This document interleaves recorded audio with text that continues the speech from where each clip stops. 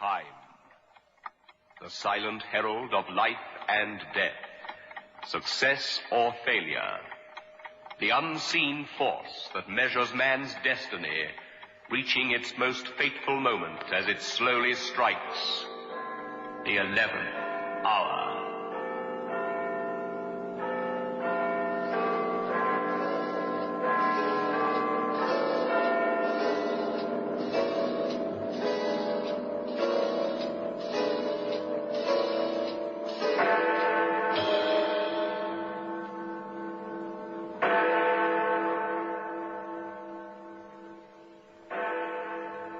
You're late. Sorry, Steve. Got held up.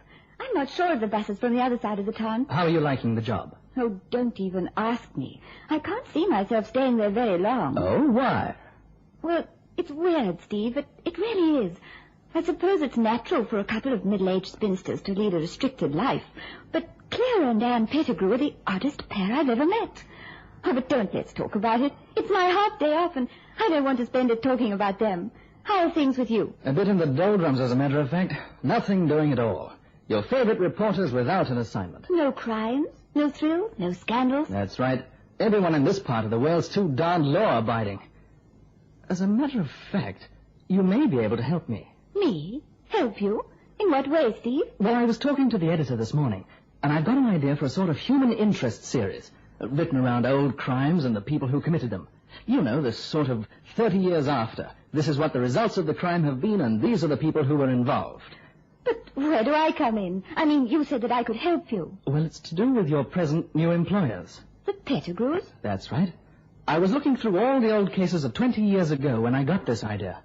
Now, you won't remember it, and I was just a kid when it happened. But the Pettigrews were notorious at the time.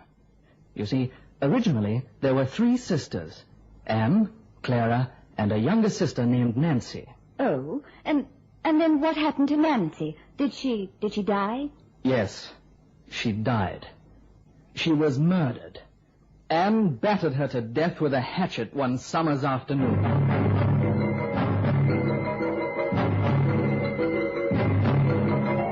Steve, you can't mean this. Did Anne Pettigrew murder her sister? She did, and in the most horrible way.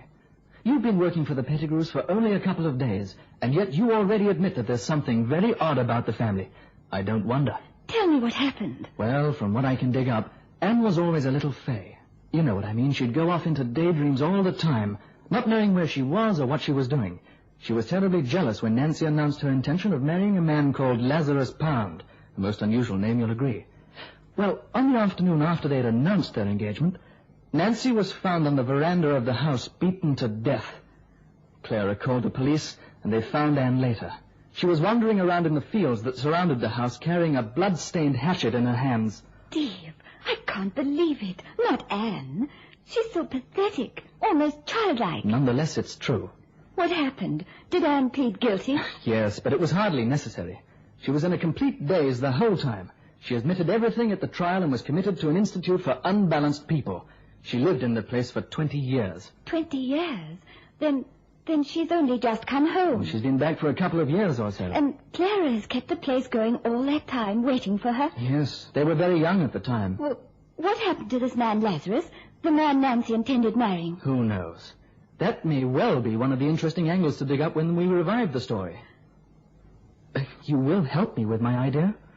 I can't promise that, Steve. I want to know considerably more about Anne and Clara Pettigrew. I won't do anything that will hurt them in any way.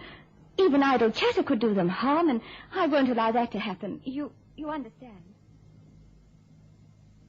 Anne. Anne, dear. Oh, I'm sorry, Clara. I must have dozed off. Of course you did. But it's all right. Are you feeling better? Much better, thank you, Clara, dear. Will you have your tea now? I don't think I'll have any this afternoon, thank you, Clara. Not have any? But you always have tea at this time. Your new nurse, Gladys, says that it's good for you to take refreshment regularly. I know, and I like Gladys. I really do. She's very understanding. I can tell that, but I don't think I'll have any tea, thank you, Clara. Perhaps it's just that I feel I want a change. A change? Yes. Don't you ever feel that way, Clara? Not often. Whenever I do, I remind myself that I'm very lucky to have what I've got. A good home, a roof over my head, and, well, sufficient money to live comfortably for the rest of my life. Oh, yes, of course. I know you're right, but sometimes I can't help wondering what it must be like to live a different sort of life. Now, Anne, don't start your daydreaming. You know what the doctor said? You mustn't indulge in these flights of fantasy. But it isn't one of those. I assure you, Clara, it isn't. I'm not being fanciful, and I know exactly what I'm saying. They taught me that in the hospital. They taught me to be able to tell when I was experiencing something or just thinking about it. And you're just thinking about things now, Anne. You're thinking of the past, and that's bad, my dear. You know that they told you when you left the hospital that you should try to forget. Yes, temporary insanity. That's what the doctors call it. Anne. Oh, please. You've just told me that I must face facts. The things I did years ago have nothing to do with today.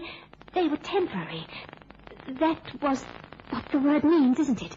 Just for the moment, with no meaning beyond it, nothing permanent. That's what I went through, wasn't it, Clara? Of course it was. Now, please, forget it all. Clara, I must tell you something. You mustn't think I'm fanciful or silly or just dreaming, but I want to talk to you about Lazarus. Anne, please. I know we haven't talked about him for ages, but, well, I must. Now, look, Anne, this is foolish. No, it's not. It is. I won't have this self-indulgence. You must forget the past. Forget everything that happened. And more than anything, you must forget about Lazarus Pound. Don't be cross with me, Clara, but I can't forget Lazarus. I've never been able to forget him. His visits here brightened our lives, didn't they? We were all so happy when Lazarus came to call. Anne, you must stop this. I used to wait for his footsteps on the veranda outside. I used to think that he came especially to see me. Anne, I'll not have you go on like this. All that was 20 years ago. It's over and done with. Let it stay buried in the past. Buried with Nancy. Nancy. Yes, of course. I'm sorry, Clara. I was forgetting. I think I'll have some tea now, Clara, and then I'll go down into town to attend the sewing circle. That's better. That's more like the sister I can rely on. You must realize that we're two middle-aged spinsters, Anne. It's no use trying to fight it. We're unmarried and we'll remain that way until the day we die. You won't ever see Lazarus Pond again, any more than you'll see Nancy again. It's all over, finished and done with. Now, I'll go and put the kettle on. You can have your tea and think of other things. Get your sewing out. You must show everyone what you've done during the last few days. Well, I shan't be long. Yes, all right, Clara. And Clara... Yes, Anne? Nothing. Just thank you. Silly girl. Silly girl. No, I'm not a girl. I'm a girl no longer. But I was a girl once, and I wasn't silly then. At least, not about some things. And I did love Lazarus. I loved him so much. I did so much want to make him want me. If I could commit a dreadful crime and ruin our lives because I loved him so much, then I may as well go on. I may as well go on and force him to come back to me. I'll do anything to have him back here again. Anything.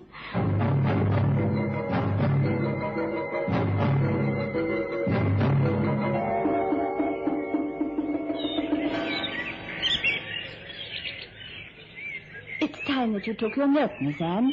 Hmm? Oh, Gladys, it's already quite late. But you looked so peaceful sitting here under the trees that I didn't like to disturb you. I seem to drop off to sleep so easily these days. That's good. It shows that you're contented. Does it? I wonder. Perhaps it's just an indulgence. A desire to escape from the world and what the world has to offer. Now, don't you worry your head about the past, Miss Anne. I understand.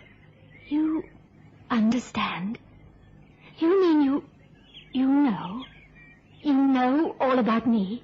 I know enough to want to look after you, to want to care for you and to be with you. Well, I don't believe that you can feel this affection. But I do. There must be another reason. You must have some other motive. Why do you say that? Because I can tell. I've been studying these things. Ever since they let me come home, I've been studying these things, and I know when anyone's telling the truth. I am, Miss Anne. Believe me, I'm truthful towards you. I want to help you. What do you know about me? Well, I know that you've been in hospital for years and that you need a nurse to look after you. That's why I'm here. I'll look after you. You know that I'm capable of killing people? I know you were. But times have changed. You aren't the person you were years ago. You're a responsible adult person who's living an active, useful life. Yes, that's what they told me I was to think. That's what every doctor in the hospital said I should say to myself over and over again until I believed. Well, they were right. Were they? Then how can you explain my inmost desires, Gladys? What do you mean? I want to see Lazarus again. More than anything in life. I want to see him in this house as he used to be years ago. What happened to him? He's coming home. He wrote to me and told me he's coming home. Well, that's my one desire, Gladys. I only have one fear, and that's that he won't come to me. No, that's not my only fear. I have another one. Oh, it's a dreadful one, but I can't help it coming to my thoughts. What is it? I'm afraid that Clara may try to stop him coming back, and that if she does, I want to kill again, like I did 20 years ago.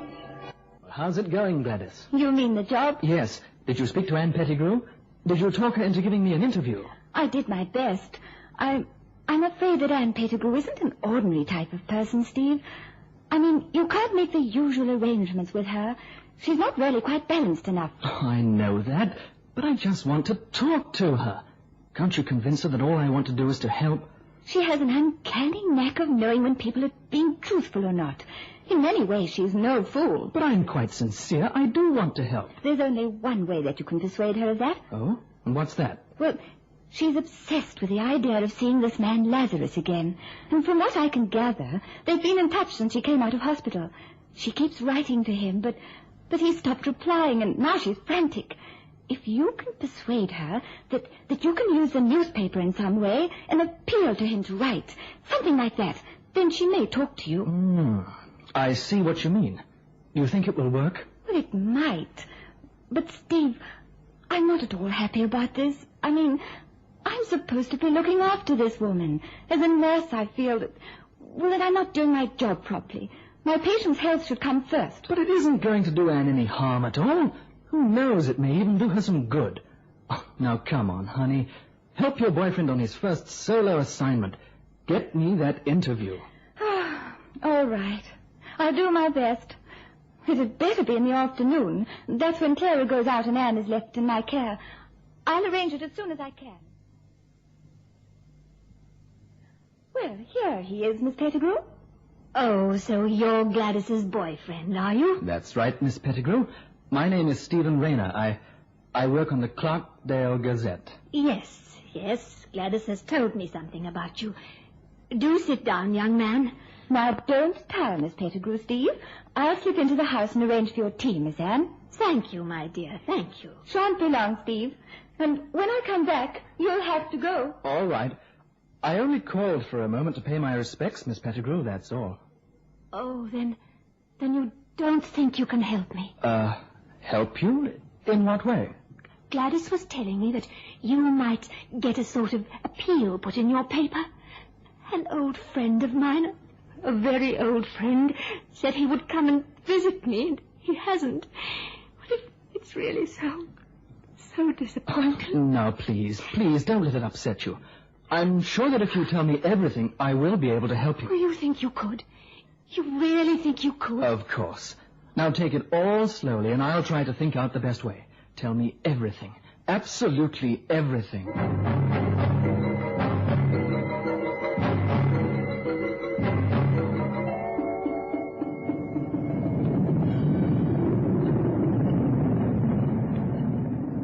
It's a wild night, Anne. Yes, isn't it? You aren't upset by it? No, not at all. But thunderstorms always upset you. I'm no longer afraid of such things. In fact, I rather welcome them. The forces of nature are wonderful, aren't they? Anne, what have you been up to lately? I was talking to the vicar about you only this morning. You've changed during the last few weeks. You're always too tired to attend church on Sundays, and yet you went out 3 evenings last week. What is this fellowship group you've joined? I mentioned the name to the vicar, and he'd never heard of it. I've told you, Clara. It's just a group we formed at the sewing circle.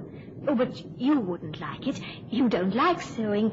You prefer more active things like working in the cellar, laying a new floor, and I can't do those things, but I can sew. But why all these books? Oh, just patterns, that's all, and a few books lent to me by other members. May I see them? I'd rather you didn't. You wouldn't be interested anyway. But Anne... Please, Clara, you must let me live my own life. Oh, very well. I suppose if it stopped you being afraid, given you confidence and other interests, then it's something to be thankful for. Well, I think I'll go to bed, Anne. How about you? No, I shan't go up yet. I'll wait till the storm passes. It'll clear soon, I think. Wind is strong. I may even see the stars. The stars. That's another extraordinary interest you've developed. Stargazing. Astronomy is a very great science. I've no doubt. But you interest yourself more in astrology. That isn't so scientific. Do you think you can tell the future by all the gaping at the heavens? Oh, you can scoff, Clara, but I can tell you more than you think. Tonight is Thursday the 22nd, and Venus is in conjunction with Saturn. Do you know that this evening is the Sabbath of... What was that?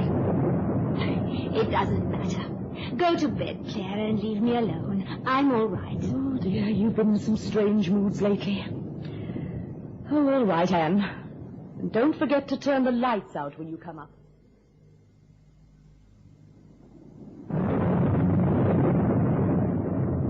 Four plus 2, which is the number of Venus.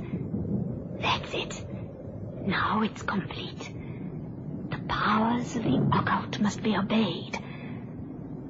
Now the talisman of Set and the order of darkness. There. By this talisman, by the ancient and secret rites of Pan, I have conjured thee, Lazarus Pound. Oh, Clara. Anne, what are you doing? Clara, please go away. Go back to bed. Have you taken leave of your senses? What's this? A white circle on the floor. A 5-pointed star. These charts. The charts of macrocosm. And these bones. Anne, do you realize what you're dabbling in? Go away, Clara. I will not. Anne Pettigrew, you're a grown woman and you're no longer ill. You mustn't behave in this childish manner. You must stop this nonsense. It isn't nonsense. It works. It's the only thing that can bring him back. You can't do anything about it, Clara. They listened to my request at the last meeting. They've already said the rites, and tonight's the time. At the meeting of Venus and Saturn, and any moment he will come. No matter where he is in the world, he'll have to come here. Not even Lazarus can refuse the powers of darkness. So that's what that sewing circle was all about, is it? You've joined some phony society and started dabbling in black magic. Oh, Anne, my dear, please, this is so bad for you. It's not bad. Nothing's bad that brings Lazarus back to me. I've even killed for him, and I've never felt guilty about it. He'll come. He has to. Please, Anne, don't get hysterical. Lazarus can't come back. Not tonight or any other night. It's impossible because Lazarus Pound is dead. What did you say? I'm sorry, my dear. I didn't want to tell you, but it's true. Lazarus died only a short while ago. I had a letter from his employers. It came in answer to the ones you sent to him. I don't believe you. It's true. It isn't. It can't be. You're lying to me. You've been keeping my letters back, haven't you? You were afraid that I'd get Lazarus in the end. You were jealous of me and my determination to get him. Well, it's too late now. You can't stop this. Anne, you're becoming hysterical. He's coming. Listen. You can hear the footsteps on the veranda. It can't be. It's Lazarus. I'd know that walk anywhere. No, it can't be. Lazarus is dead. No, he's alive. Anne, come away from that door. But he's there. He's here. It can't be. It can't. I forbid it. No. Let go to him. You shan't. You shan't. Stay away. Do you hear me? Keep away. Lazarus. No. Don't you understand? Even his name, Lazarus. Don't open it. You'll be opening that door to a dead man.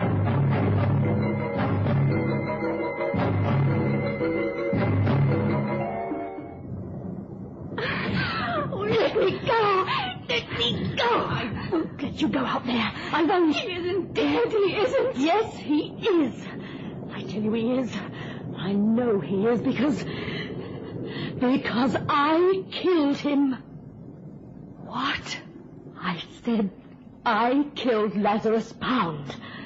I killed him and buried him under the new floor in the cellar. I killed him in the same way that I killed Nancy all those years ago.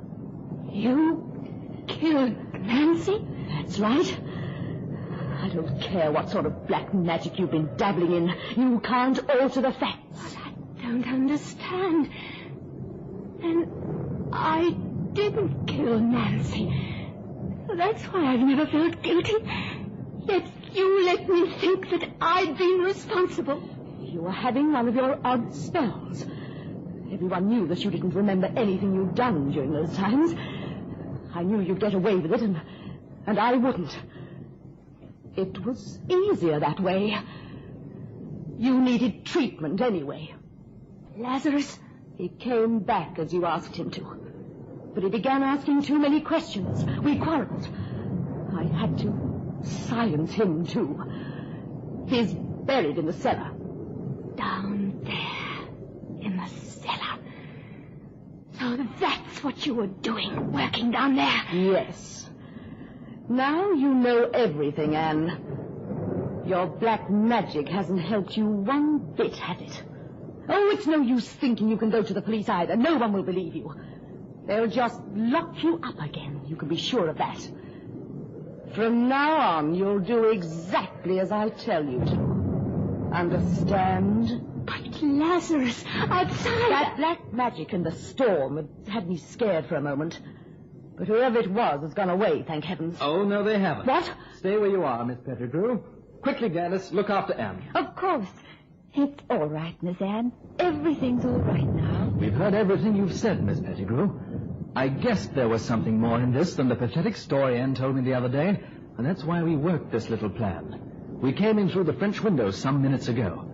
I think you'd better telephone the police, Gladys. Right away, Steve. Oh, no. What am I thinking about? First things first.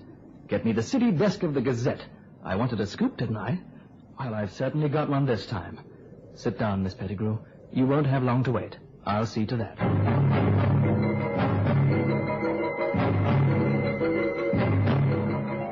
Time. The silent herald of life and death. Success or failure. The unseen force that measures man's destiny, reaching its most fateful moment as it slowly strikes the 11th hour.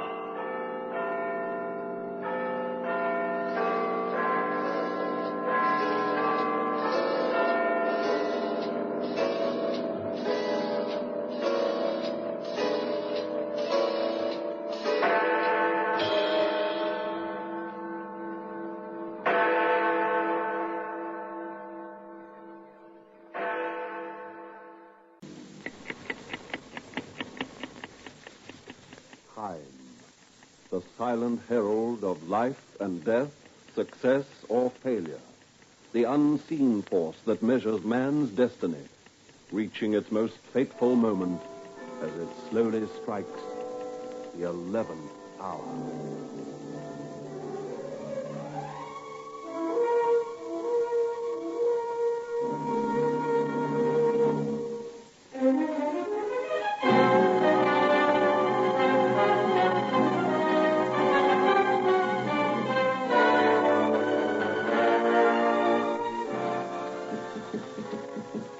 Come in. Miss Sanderson told me you wanted to see me, Mr. Gifford. No? Oh, yes, that's right, Pooley. Come in. If it's about the Coniston figures, Mr. Gifford, I think I can explain. It's about the Coniston figures. It's about the Hargraves account. The book you drew up for Smales and Vaughan. In fact, it's about your work as a whole, Pooley. I'm not at all pleased by your present standard. But Just look at this page of entries in this ledger of yours. Well, look at it, Pooley. There are a few alterations. You know that I won't tolerate this sort of work. You know what I demand from my clerks. Well, it's just that I have a great deal on my mind just at present, Mr. Gifford. I am not interested in what you may or may not have on your mind, Pooley. We're a busy organization here. Each employee is required to turn in a set amount of work, and you're not doing that. How long have you been here? 11 years. 11 years. Little wonder that you've never progressed beyond the account ledgers when you turn in slipshod jobs like this.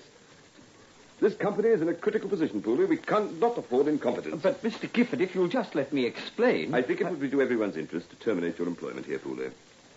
It's obvious to me that if you stayed 50 years, you'd never manage to fit into our way of things. You're sacking me?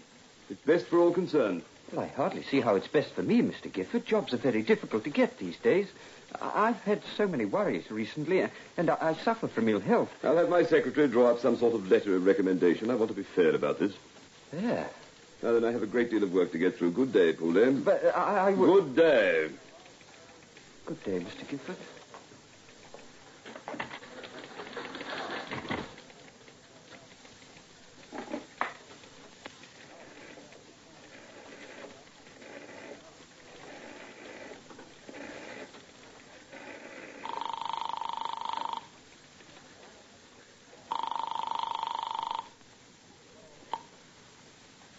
Hello? Vera. Charles here. Well, I've sacked him. It was pretty easy. He didn't even have enough backbone to argue. Nothing to it. well, that ought to do the trick. Should be the last straw for him. Pale as a ghost. Trembling like a leaf. Charles, you're sure there's no risk? I've told you time and time again there's none whatsoever. We're not doing anything that's against the law. And in any case, no one could possibly connect us with anything that might happen. Sorry. I suppose it's only natural to have some doubts this time. Must be so close now. You may have doubts, but I'll guarantee it's not your conscience that's troubling you. Look, I've got to ring off now. I'll contact you again later. There can't be very much longer to wait now. Goodbye, Vera. Bye, Charles. Oh, Miss Sanderson, would you come in, please?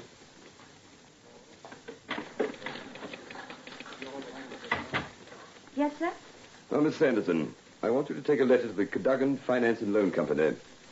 You'll find their address somewhere in our files. The letter is to be addressed to the credit manager. Dear Sir, I feel it my duty to advise you that Mr. Benjamin Pooley has been dismissed from this company. I understand that he has a considerable hire purchase account with you, and that in the past a weekly sum has been deducted from his wage to liquidate this outstanding debt.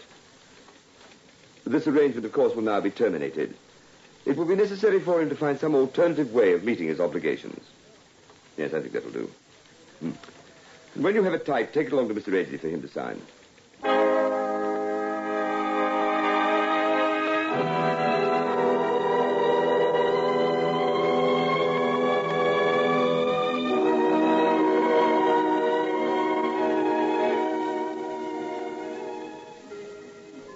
Hello, Mr. Pooley.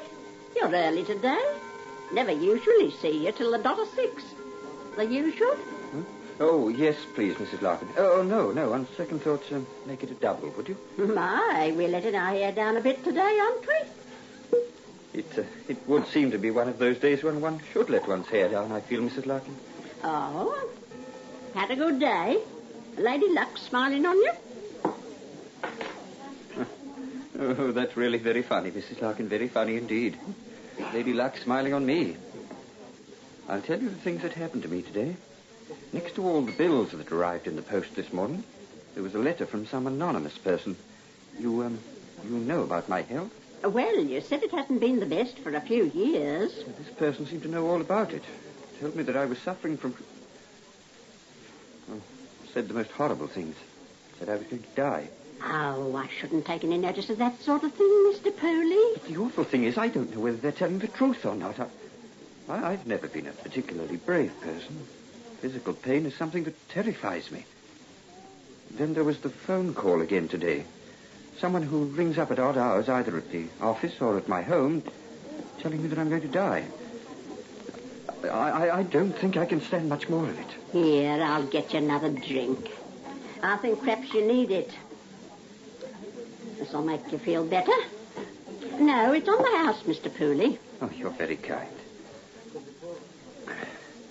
But that's not all that happened today.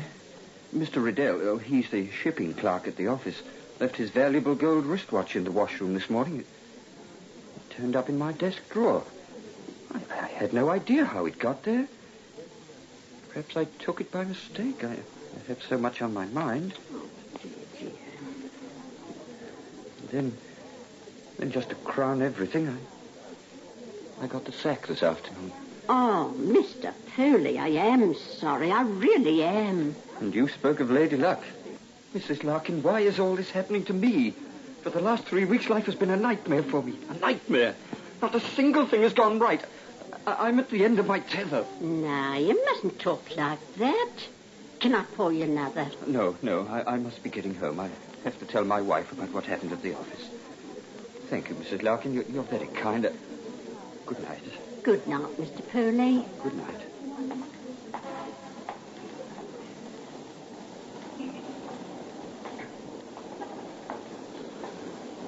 I can't go on. I really can't go on.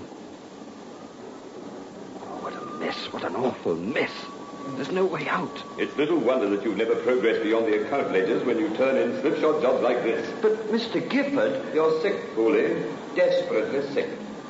Didn't your doctor tell you that you had only a short time to live? No, that's not true. You're nothing but a rotten little thief, Pooley. No. I think it would be everyone's interest to terminate your employment here, Pooley.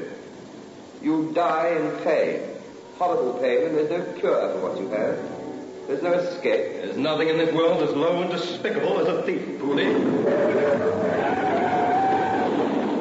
What are you trying to do? Ain't it all something?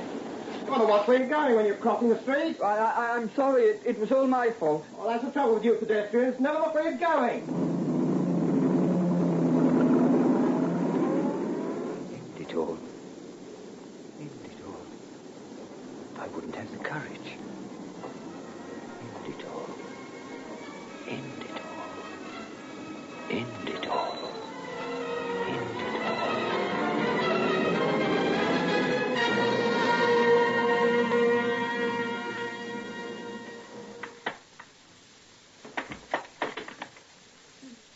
Have you been? Yes, dear. Well, you're back early. Hope you don't expect the dinner to be ready. Not even on the stove yet. Oh, that's all right. You forget to stop off at the hotel. often as me, you are slipping, aren't you? Didn't you once tell me that even the slightest change in routine upset you? Oh, there's whiskey on your breath. Where have you been? I got the sack. What? Gifford sacked me. What for? Incompetence. Oh, that's a fine how to do. What's going to happen now? What about all the stuff on hire purchase? We owe hundreds of pounds. And how are we going to pay it off? And do you know how much we've got in the bank? Well, I'll tell you. Precisely £24. And how long's that going to keep us, may I ask? If we live carefully. Live carefully. Starve, you mean? Well, I'm not going to do that. Not on your sweet life, I'm not. And it'll take you ages to get another job. You don't have the drive. Stop it! For goodness sake, let me have a moment's peace. I can't stand any more. Things happening one after the other. Peace? I must have peace for a second. I have to get out. Where are you going? I don't know.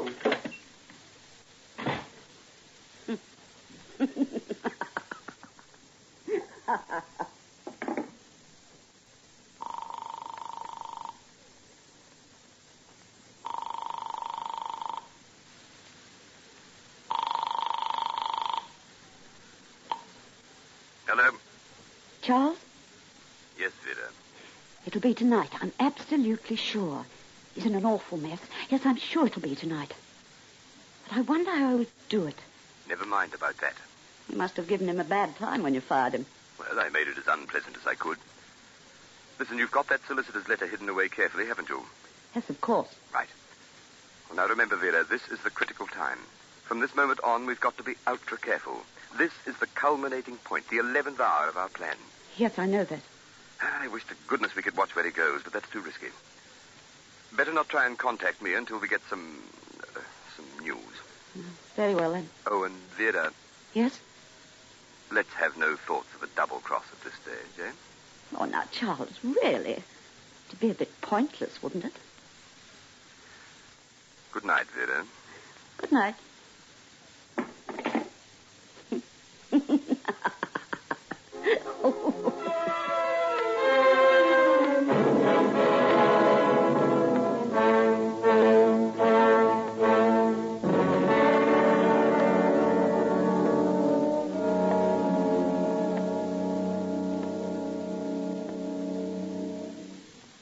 We live in a world of symbols and signs, abbreviations and slogans. What do they mean to us? Well, of course, that depends. Take the flag of the United States, for example. There's a symbol that is respected throughout the world and cherished by citizens of the United States. But there's a reason for it. It stands for the power and the glory, the fairness and progress of the United States' historic tradition. The Medal of Honor is another symbol, a symbol of the highest sort, based on historic truths and traditions, and won by gallant action above and beyond the call of duty. How did it all get started? Just listen to this. Before the Civil War, there were no permanent awards given to the men of the armed forces of the United States for doing their jobs. No, not even when the job was beyond the call of duty. Fighting men did what they could because it had to be done. In 1862, less than 24 Union Army enlisted men, who became known as the Mitchell Raiders, volunteered to make a secret penetration deep into enemy territory, steal an express train right out of the Confederate camp, and run it up north, tearing up tracks, burning bridges, and cutting wires on the way in order to disrupt enemy communications. Only moments before reaching their own lines again, with the mission accomplished, the train ran out of fuel. The men tried to escape, but were captured and thrown into prison. Most of them were executed as spies. The others, expecting the same fate, made a brave and dangerous attempt to escape. 6 of them were recaptured and later exchanged for Confederate prisoners. When they reported to Washington, D.C., they were awarded the first Medals of Honor ever given to American soldiers. In their gallant and intrepid actions to do everything possible to fight to win, and when captured, to escape and fight again, they maintained an established code of conduct for American fighting men everywhere. What the Mitchell Raiders did is symbolic of what keeps America a great nation. Now is a good time to examine your own code of conduct.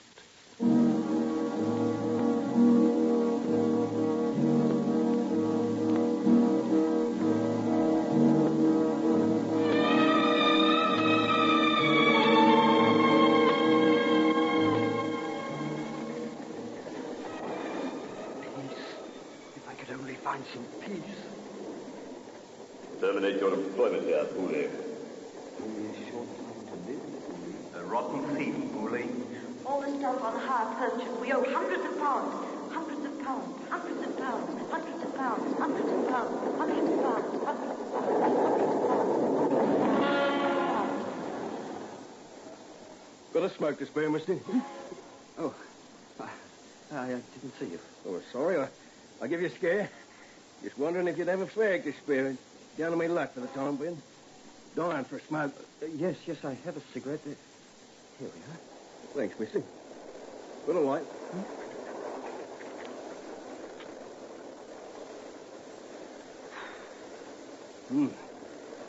Yeah, if I only had some food in my stomach and a place to sleep tonight, I'd be as right as rain. They're my only immediate problems. You're very lucky. You all right, mister? I've seen you standing here on this railway bridge looking down at the train for over an hour. Jimmy, now I see him not like you. You look as pale as death. Want to talk about it, eh? Oh, no. Not as crazy as it sounds. You got no idea how many people tell a tramp like me they're troubled. Seems they get a sort of relief from opening up to a stranger. Someone they'll probably never see again. Troubled? Listen to this for a list of troubled.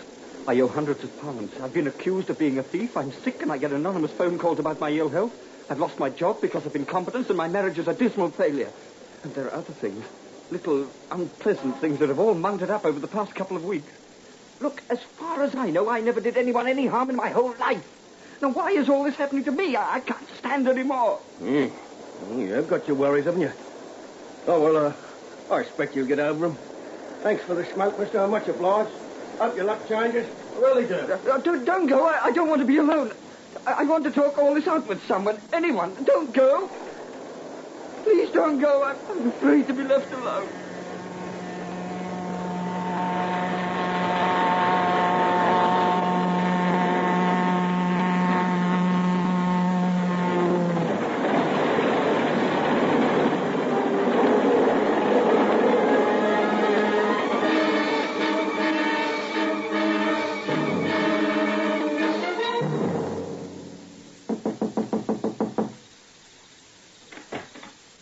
Vera, what the devil? I had to come, Charles. Let me in quickly.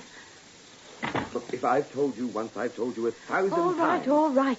I know I'm not supposed to come here, but the waiting was driving me mad. Now, of all times, right at the critical stage. It'd be fatal if we were seen together. He's been gone for 3 hours. Must have happened by now. We should have heard something. You realize that if they try and contact you won't be home. Now, Vera, you must get back to your flat. But supposing he doesn't do it? Oh, impossible. I've been meticulous about every single detail. The anonymous phone calls and the letter, planting Riddell's watch in his drawer at the office, everything building up nicely to the moment I sacked him. That will have been his breaking point. Now, for goodness sake, get back to your place. Oh, now what? Hello, Gifford here. Mr. Gifford, Gifford and Barnett Limited. Yes? I'm sorry to trouble you at this hour, sir. It concerns one of your employees, Mr. Benjamin Pooley. There's been an accident. I see. I'm a police officer, and I'm trying to contact Yes. Mrs. Pooley. As a matter of fact, we're at her home now. We took the liberty of going inside. The door wasn't locked. We were wondering if you could give us any idea of where Mrs. Pooley might be. Well, as a matter of fact, I think I might be able to contact her. Pooley mentioned something about her going out this evening. About Pooley, is he... I think we'd better talk to Mrs. Pooley before we give out any information, sir. Yes, of course. Well, I'll do my best to contact her. Then I'll come over myself. It might be of some assistance if there's been an accident. I take a great interest in the welfare of my employees. See you when you arrive, sir. Charles? Yes, it's happened. Now, come on. We've got to get to your place right away. You should never have left. Oh, thank goodness it's all over.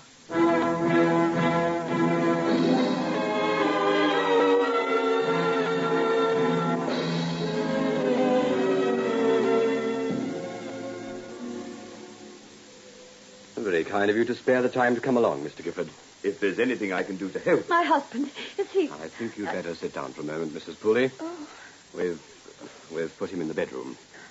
You must be brave, Mrs. Pooley. Yes. I'm afraid you're going to need courage, Mrs. Pooley. Oh. Both of you. Huh? What do you mean? I mean, the game's up. What on earth are you talking about? Well, now, let me start at the beginning. A few days ago, Mr. Pooley came to us complaining of being pestered by anonymous phone calls. They were the worst possible kind, someone ringing up, playing on a hidden fear. In the case of Mr. Pooley, it was the fact that he has a mortal terror of illness. And the caller knew that he wasn't a particularly brave man. He went to the police. The anonymous caller is a dangerous person. Consequently, we go to a great deal of trouble to track them down. Various ways in which we can do it, tracing the calls and so forth. The phone calls Mr. Pooley's been receiving were traced to your home, Mr. Gifford. But... This morning, Mr. Pooley received an anonymous letter. On his way to his office, he dropped it into us. It was a very clumsy sort of letter. It wasn't too difficult to trace it to you, Mrs. Pooley. No, you're wrong. You're making a horrible mistake. Our investigations have been going on for several days now. We've had Benjamin Pooley under constant surveillance, and we've done quite a considerable amount of poking about. We came up with some startling facts. Inspector, I've no idea what you're getting at, and I should warn you. I'm the one that's going to do the warning, Mr. Gifford. For weeks now, you've been carrying out a subtle but devilishly clever scheme. You and Mrs. Pooley. All the nagging little worries that you piled onto his shoulders, until they became too much to bear. And then, climaxing it all today. Oh, yes, clever, but not clever enough. I still don't understand what you're driving at, officer. You started the whole business off quietly. Firstly, there were the alterations you made to his account books, so that it looked as though he was making mistakes. That started him worrying about his competence. Then you, Mrs. Pooley, you started buying all sorts of knickknacks on credit, putting him deeper and deeper into debt. That made him worry about his financial position. Then there were the phone calls, everything building, a pattern leading to a crisis. And you knew a man like Pooley can't cope with a crisis. He cracks, he disintegrates. What would be the purpose of this fantastic scheme you've outlined? What possible interest do you think I would have in Benjamin Pooley? What would be the reason for all this? The reason was that you and Mrs. Pooley were attempting to drive him out of his mind. Or worse. But why? Why would we want to do that? Because of a letter that was addressed to him several weeks ago. A letter which he never received. Because you open all the mail that comes to this house. Oh, no, Mrs. Pooley. I'm afraid it's no use looking towards the bookshelf there. That's where you hid it. But we've searched the place. I have that letter in my pocket now. He knows. He knows. Yes, we know. The letter was from a solicitor. It informed Benjamin Pooley of his brother's death in Venezuela. It went on to tell him that his brother had invested in oil during his lifetime and had died a comparatively wealthy man. It ended by saying that your husband was the sole benefactor. At this moment, your husband is worth over £45,000. And until half an hour ago, he didn't even know about it. Then surely I have no motive for wishing him harm. Except that he would be the one in control of the money, and I don't think you particularly relish sharing £45,000 with him. Spoil too much of the joy of being rich. Now, you knew that if you destroyed him, the money would be yours. But you'd contemplate sharing it with a man like Mr. Gifford, if you had to recruit his help. All this is pure assumption on your part. You're making some very serious accusations, you know. I consider it a serious business. Anyway, my husband's dead now. And... Dead? Well, the accident. Excuse me a moment. This may come as something of a surprise to you, Mrs. Pooley. Would you come in now? Hello, Vera. You? Pooley. He's alive. You said there was an accident. Oh, but there was, Mr. Gifford. It was down by the railway bridge. I was watching the trains rushing underneath. I was confused, worried. Then there was a moment when I almost... But then quite suddenly I wanted to get away from that bridge. I couldn't have been looking where I was going when I crossed the road. So much on my mind, you know. The car knocked me down.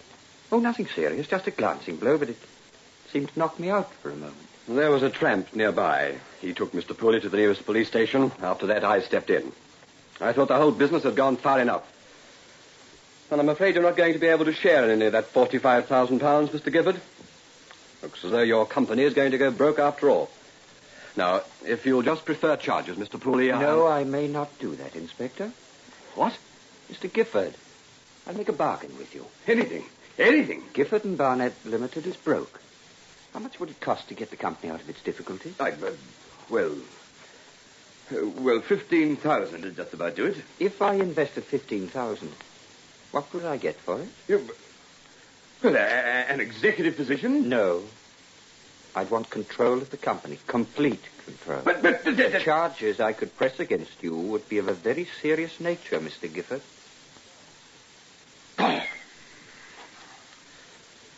All right. All right, you get control. Good. I'd like that in writing. Now. And I shall draw up a check in the morning. There's paper and pen on the bureau over there. Paper, pen. This is preposterous. And what's going to happen to me? Well, I'm afraid our life together is over, Vera. I shall leave you, of course. This is rather irregular, Mr. Pooley. These people should be made to pay for what they've done. Oh, they'll pay all right, Inspector. You see, Vera has an insatiable appetite for money and luxury. Now, she's no longer a beautiful woman, so I don't think men are going to lavish things on her, and she could never stand being lonely. Without me, she's going to live in loneliness, and without the comfort of a share in £45,000. So I'm afraid she's got very little to look forward to. Well, here you are. Here's that agreement, Pooley. Mr. Pooley, please. Yes, of course. Sorry, Mr. Pooley. And now, Gifford, I think it would be to everyone's interest to terminate your employment with the company. What? But you can't do that. I think it's best for all concerned. And now, if you'll excuse me, I'll say good night. I'm quite exhausted. It's been one of those days, you know?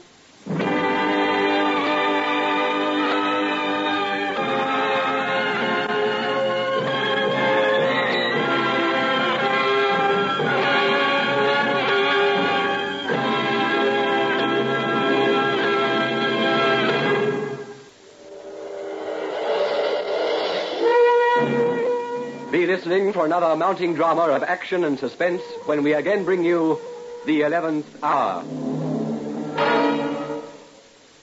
This was an Artranza production written by Don Horton and directed by Jim Bradley.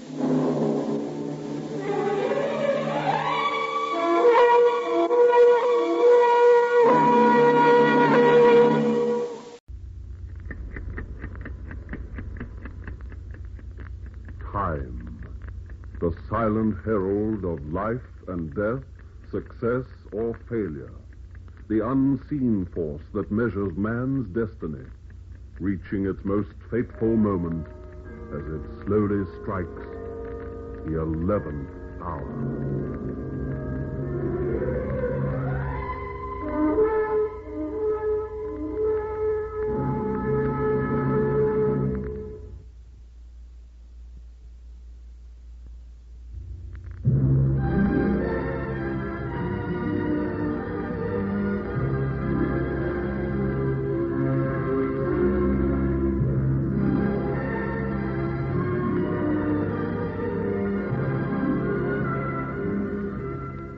It wouldn't have happened if Janet hadn't been in such a filthy temper.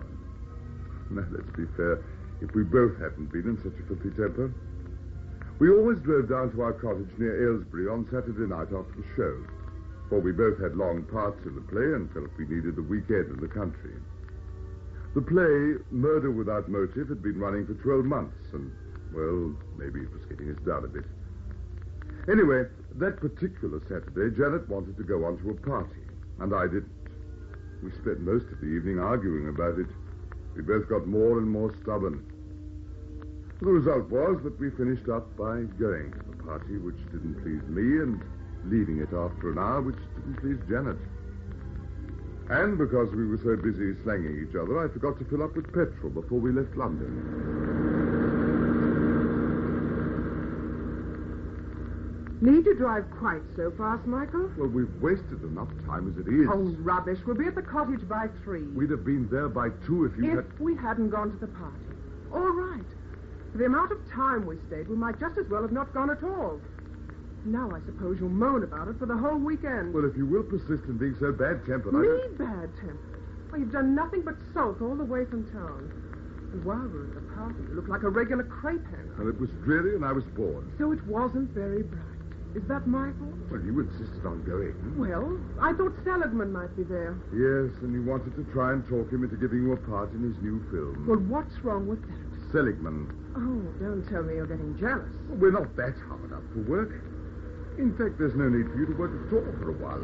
Why don't you have a rest? And start raising a family. I've told you. I'll think about it. Yes, that's as far as you get. Michael, you took that corner much too far. I know what I'm doing. And so do I. You're just being pig-headed. Now slow down for this one. Slow down, Michael. Haven't you any... Michael, look out!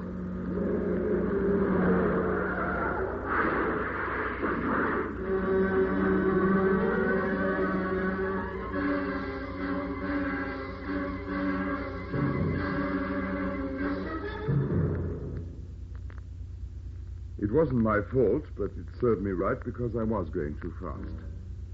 The big lorry was slewed 3 parts of the way across the lane. Quite evidently, I wasn't the only one who'd taken the corner too fast.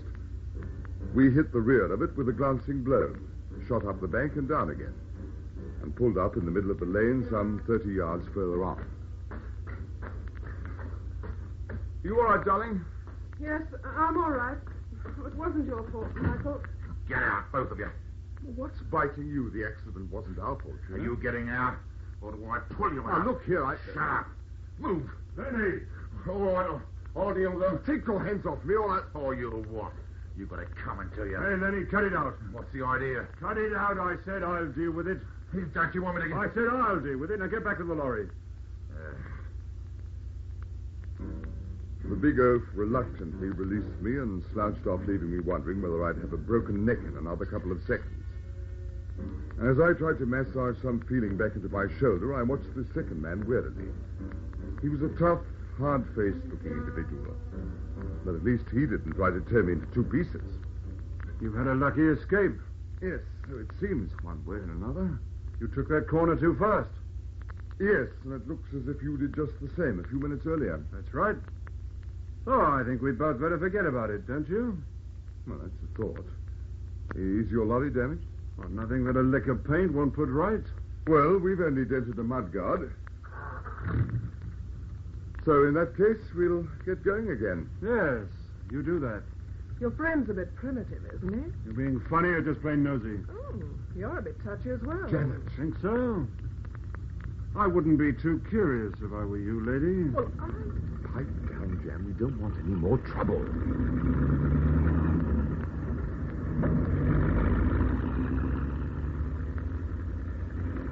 They're an odd couple. Very. I could think of other descriptions as well. I noticed you weren't anxious to linger. Are you kidding? Didn't you notice what the large gentleman had in his hand? No, I couldn't see. It was a kosh. Well, I'm not altogether surprised. The other one kept his hand in his right pocket all the time he was talking to him. Yes, he probably had a gun there. That's what I thought.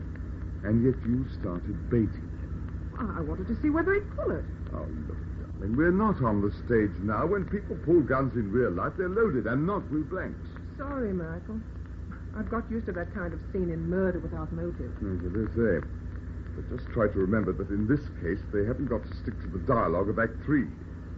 When those sort of chaps start ad-libbing, the going's apt to get rough. Yes, you're right. And that being the case, suppose you turn off to the left, just along there. Down the cart track? Why? Because it is a cart track, and it's too narrow for the lorry to come down it. The lorry? Have they started it? Soon after us. They're just around the next bend. And coming pretty fast. Well, in that case, I think we'll have our lights out. Oh, this track's a bit bumpy, eh? Better than a bump from the lorry. I think this is far enough. Right.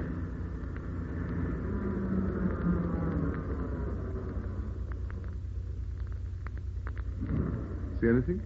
Just a minute.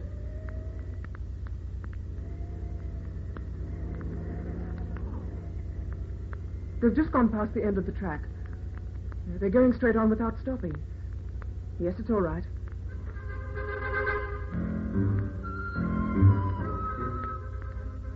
We sat in the car and smoked to let them get well out of the way. Janet crooked her little finger and linked it in mine. A sign that peace had been restored and the bad temper on both sides was forgotten. Mickey, Hmm? what do you think they're up to? Oh, I don't know. Maybe nothing. Oh, perhaps we're letting our imaginations run riot. The play's been running too long. I'm thinking too much like Detective Inspector Morton. Possibly. Yet, I don't know. After all, if we didn't actually see the gun, you didn't imagine the kosh. Well, that's true. Ordinary lorry drivers don't go around koshing people just because they nearly had an accident. No, there's something phony about them and dangerous. Oh, well, anyway, they're out of the way now. Shall we go? All right.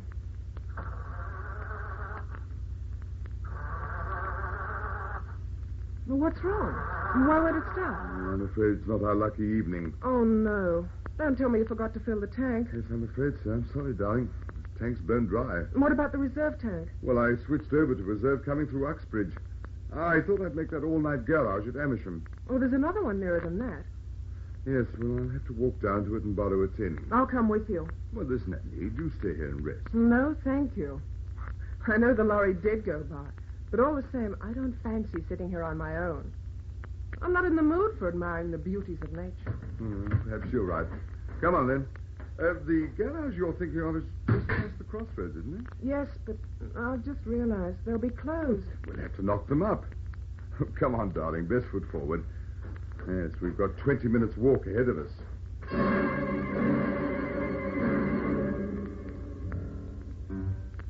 It took us 25. And Janet was quite right.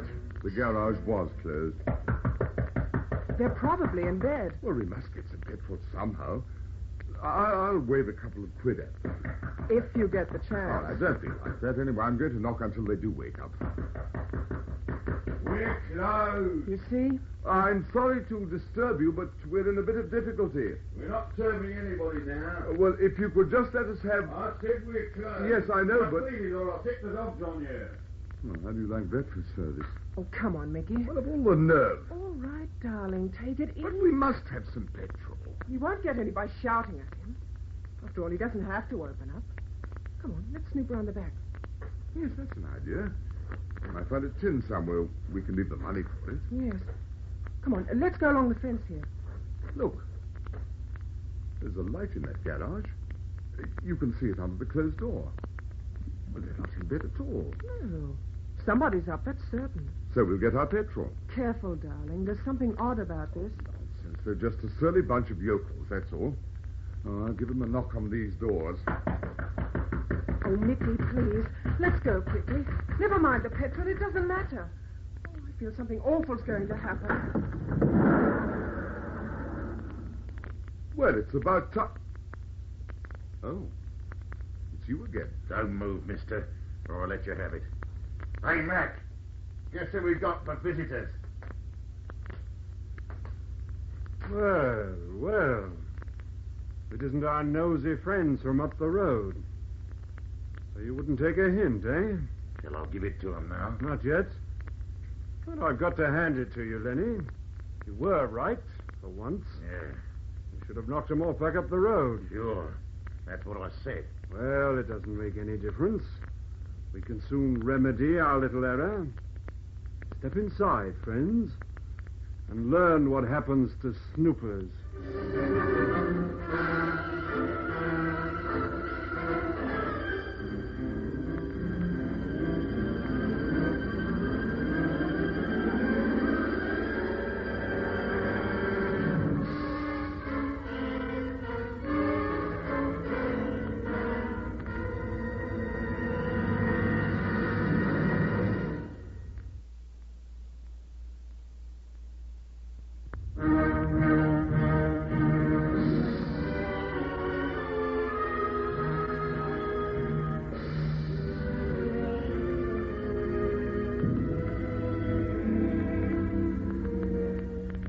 Mac's invitation wasn't the kind I welcomed, but there wasn't any choice about it. As soon as we stepped inside the garage, Lenny pushed the big door shut. The big lorry was there, quite obviously undergoing considerable alterations. I'd read in the newspapers of the lorries and their cargoes which had been disappearing from the Great North Road. Now I knew just how they disappeared. I wondered what had happened to the real lorry driver and his mate. Looking at Lenny with the tire lever in his hand, I didn't have to wonder very hard. I tried to think of something else. It wasn't a very pleasant line of thought. There was a third man in the garage. He, of course, would be the garage owner. The man who didn't want to sell us any petrol. Understandable under the circumstances. Well, you satisfied your curiosity. We'll get on with the business. No, well, I haven't. Who are these people, Mac? They bumped into us on the road further up. They had their chance. They had to come following us. But we didn't. We only came... Shut up. Can't stand a woman squawking. I was only trying to tell you... Don't try and tell us anything. Now, you heard what the boss said. Leave her alone. Look, Sonny, don't try and play the little hero, or you'll get hurt. And so will she. But my wife said... I'll do the talking, mister. All right, tie him up, Lenny. Tie him up? Look, it'd be easier to bash him. I said tie him up. I don't want them marked. Now tie their hands behind their backs with that cord. All right, just as you say.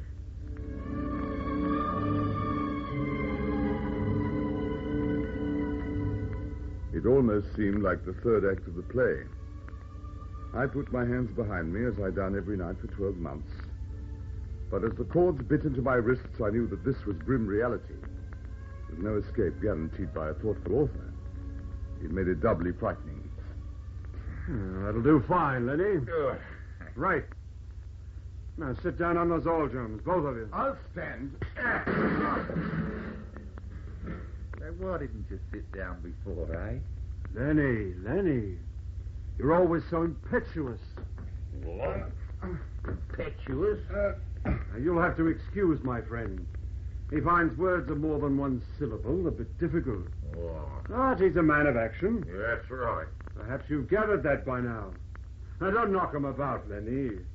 Unless you have to. Oh, well, you know I never do.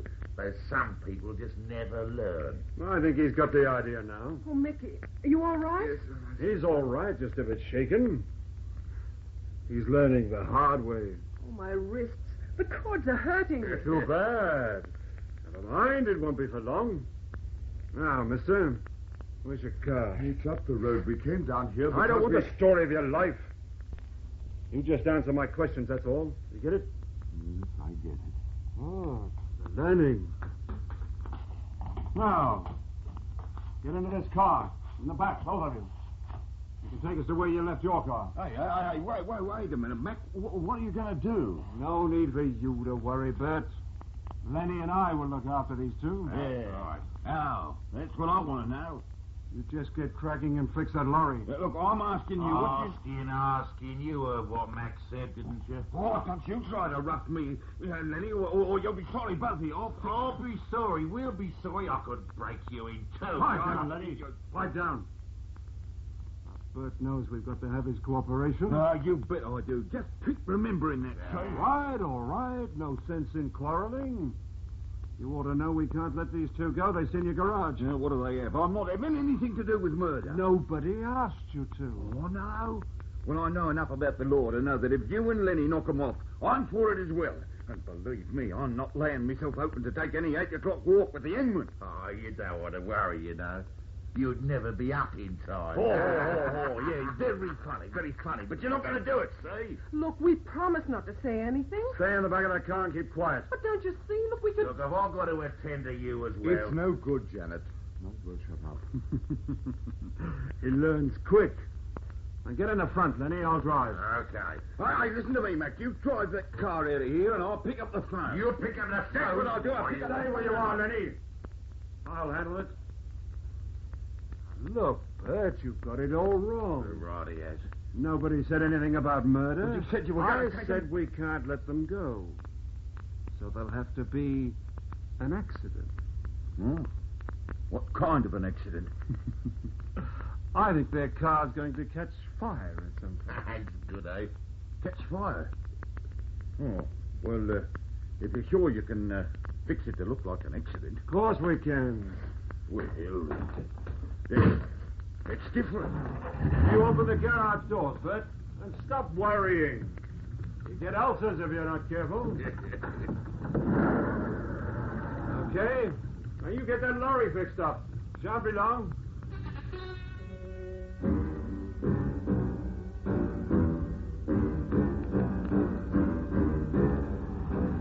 I could just make out Janet staring wide-eyed in the dark. And I wondered whether she was feeling like me, that it was all some horrible nightmare. It was difficult to believe that these two men were going to burn us to death in a matter of minutes. But I knew it was true. There were no blood-curdling threats, just a calm, methodical preparation, which somehow made it all seem more horrible. Did you bring that length of sash cord with you, Lenny? Yeah, I've got it right here. Right. We'll need it for the fuse. I suppose you fellows realize what you're heading into. The police will get you. There's no such thing as a perfect murder, you know. I quite agree. But this is going to be an accident. A car catches fire. Happens all the time, you know. You're calmly sitting there talking about burning us to death. You can't do a thing like that. Why not? You couldn't be so inhuman. Look, lady, in my business we can't take chances. We know too much. You've seen us and the truck. You shouldn't have come snooping. But we never meant to. I'm not concerned with what you meant or didn't mean. The way things are. Well, like I said, we can't take chances. But, Bernie... You won't feel a thing. Lenny will knock you both out first. That's right. Providing you behave yourself. And it'll be a very great Oh, but not too hard, Lenny, not too hard. You know, that's the trouble with him. He doesn't know his own strength. How can you be so cold-blooded? Haven't you got any humanity at all? Can't afford it in my line of business. What's your business? I'm an actor. Then you ought to be used to this kind of stuff. Just regard it as a special performance. Without any encores. Is this the car track you came along? Well, I'm not sure. Look, up to now, I've been very considerate. Don't make things difficult for yourself at the end. Yes, this is the track. That's better. Oh, is it far along? Oh, no, I can see it.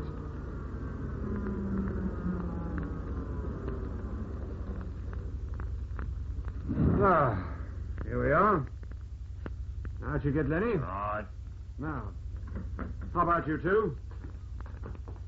I said hop out. It'll only make it worse if Lenny has to drag you out. Ah, that's right. Bit of cooperation and you won't feel a thing. Right, once over lightly. Hold on a minute. I want to ask you something. What is it? Make it snappy. Just as a matter of curiosity. What? That word again? Well, might as well be consistent. Well, what do you want to know? Just what do you intend to do when Lenny's knocked us out? Quite simple. You see this bit of cord? We soak it in petrol. One end goes in the petrol tank, and the two of you go in the car. We stand back and light the other end. Up she goes. A final curtain, you might say. Yes, I was counting on it being something like that. You were counting on it? Well, sort of. You see, you can't do it. There's no petrol in the tank. What? Have a look, Lenny. He's probably bluffing for time. Okay. That's why we came knocking up the garage. I tried to tell you, but you wouldn't listen. What did this stop watch just then? Hey, there's nothing in the tank, Mac. It's a draw it to Sir R. Jessup. And we'll siphon some from our car. There's plenty there. We'll only want a drop to get back to the garage. Yeah, I know that, but what are we going to siphon it with? Oh, look, a bit of rubber tubing. Oh, we ain't got any. All right, so we haven't got any rubber tubing. Look, I'll tell you what. We could use our car and take theirs. It's a better car. Look, have some sense. Lummox, the police would know it wasn't their car. No, there's nothing else for it. I'll have to go to the garage and fetch some petrol. Yeah, well, what am I going to do all this time? Nothing. Just watch them, that's all. I'll be back in 5 minutes. Okay.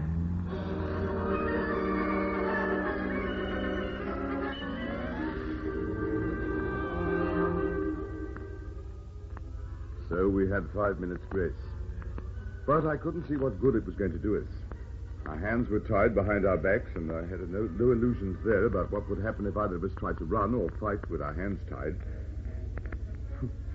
I tried to think what Detective Inspector Morton in the play would have done.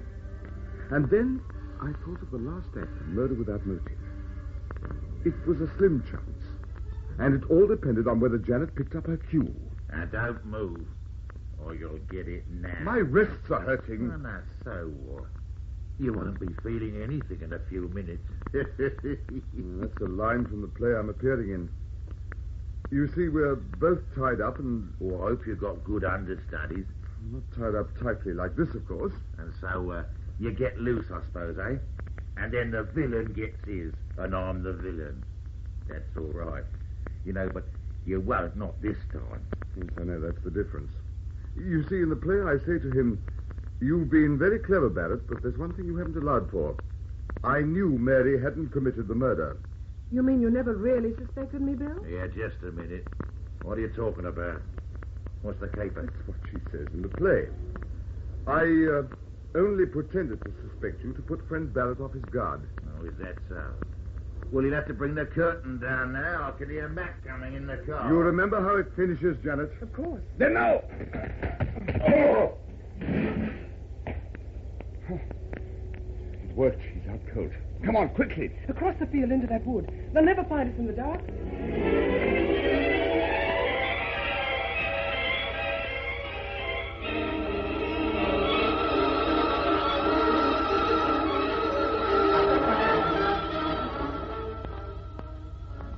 It had been a long shot, but we'd have the luck with us. I hoped that Janet would catch on, for unless you do it together, it's useless. It's a tricky thing to do, and Janet and I had had a lot of trouble over it at rehearsals. But when you've been doing it for 12 months, night after night, your timing gets pretty good. I butted Lenny in the chest with my head while Jan threw herself against the back of his legs. And that was curtains for Lenny. Well, the police caught them a few days later. But we aren't playing in murder without motive any longer. We find that third act a bit too grim for our liking now.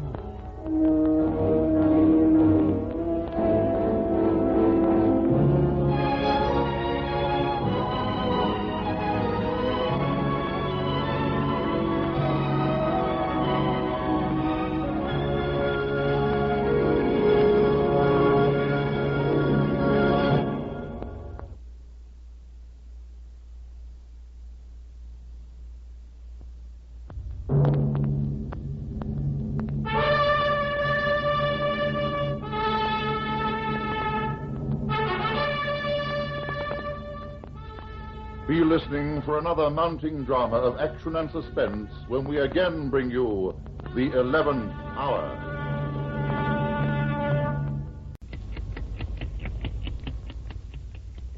Time, the silent herald of life and death, success or failure, the unseen force that measures man's destiny, reaching its most fateful moment as it slowly strikes the 11th hour.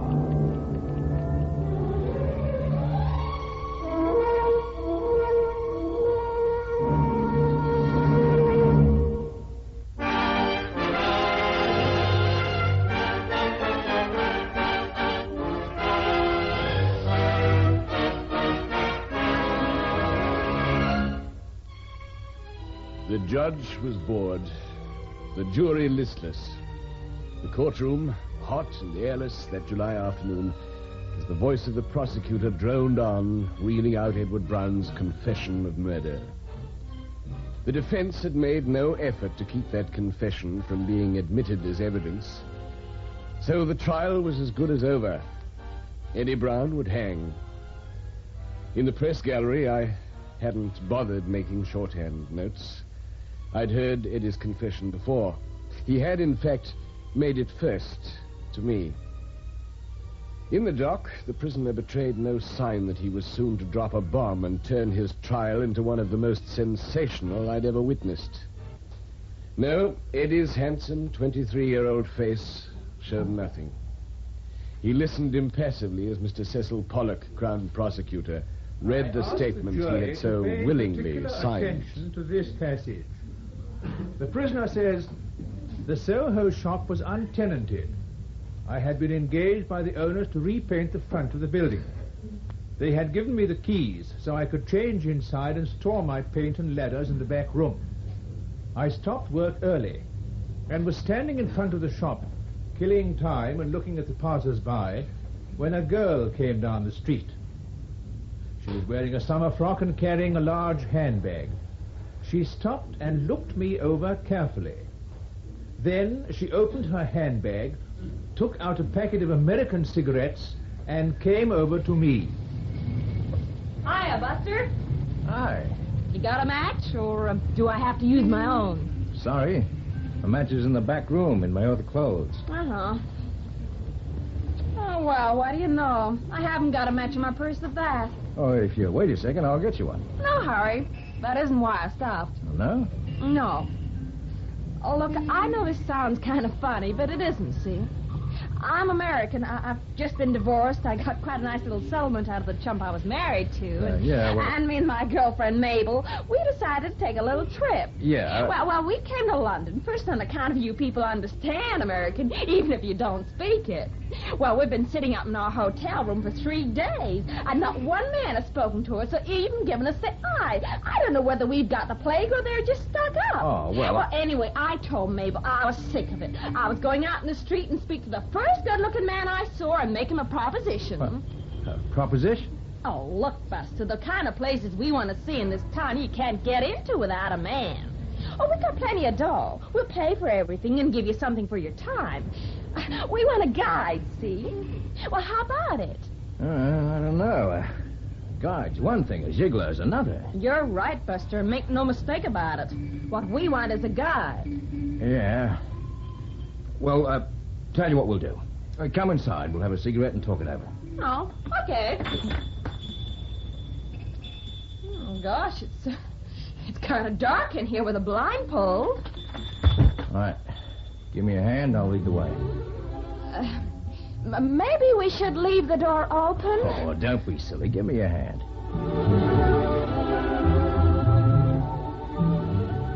In the following passage, the prisoner clearly states his motive.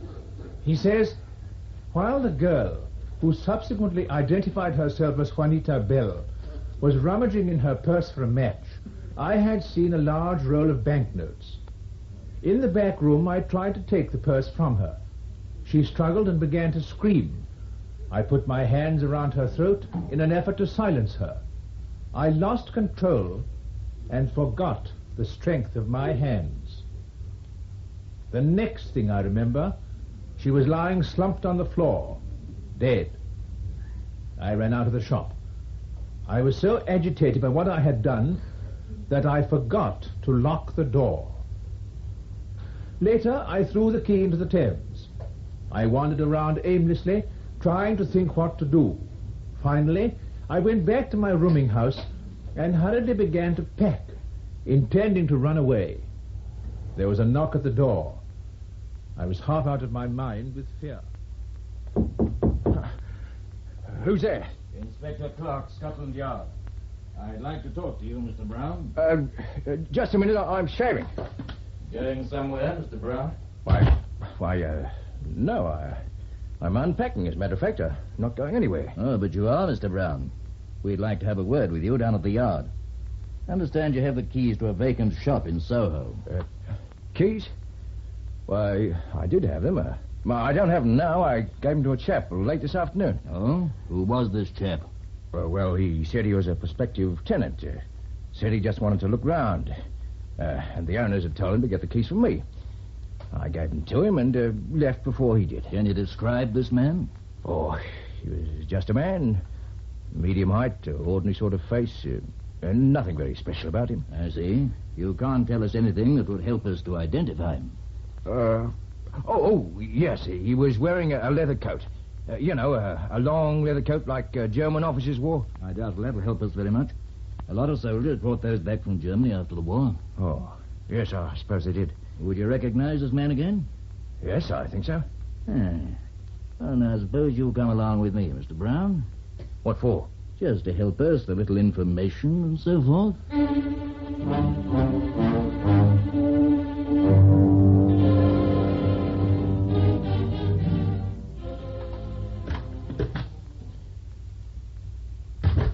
Good morning, Mr. Brown.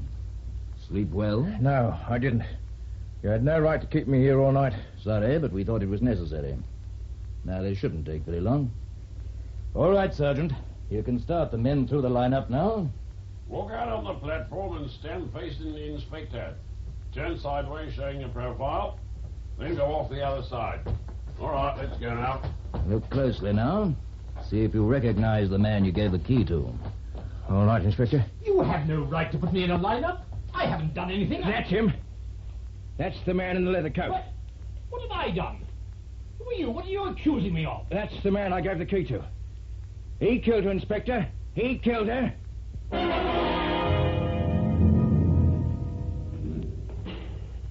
The prisoner's confession continues as follows. When the man I had falsely identified as the one to whom I had given the key was able to prove his whereabouts at the time of the murder, the inspector again turned his attention to me. Again and again I was questioned, but I stuck to my original statement that I had given my key to a man in a leather coat. After several days I was released, for the police could not prove enough against me to bring me to trial. Over the next 2 years, I brooded about what I had done. In November of 1948, I went to the offices of a large London newspaper and asked to see Mr. Kent Rogers, the court reporter. I had often read his accounts of trials in the press. Mr. Rogers? Yes? What's on your mind? I want to confess to a murder. Would you mind saying that again? 2 years ago, I strangled an American girl named Juanita Bell. The police couldn't prove I did it, so they released me. Mr. Bell, if you're some kind of a crank trying to get publicity... I'm not a crank. I can tell you exactly how I did it. Everything. Yes, well, why tell me? Why don't you go to the police? I like the way you write up trials in the newspaper. Got a nice style. Anyway, why are you complaining? It's a scoop for you, isn't it? Yes. If it's true. It's true, all right. Besides, I got another reason for telling you. What reason? Never mind. You just take down what I say.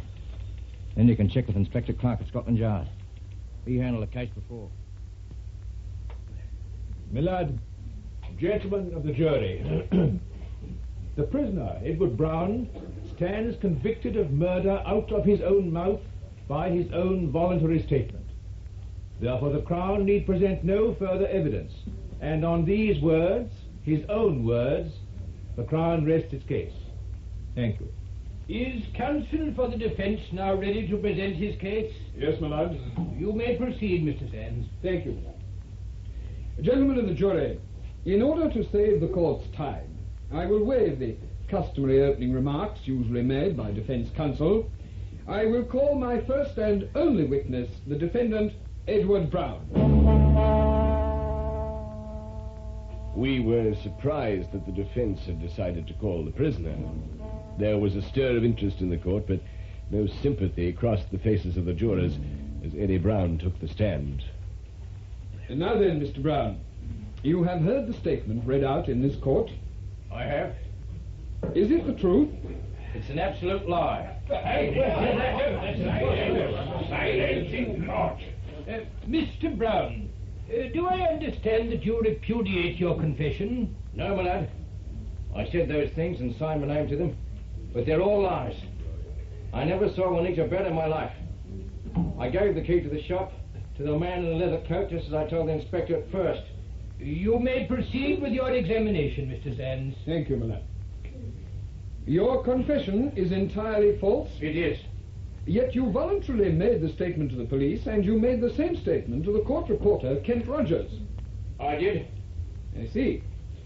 Then tell me, why did you go to Rogers' office at the newspaper and tell him this story if it were not true? For 2 years, I lived under suspicion. No one would employ me. My friends wouldn't associate with me. Yet no charge had ever been laid against me. Therefore, I had no hope of ever clearing my name.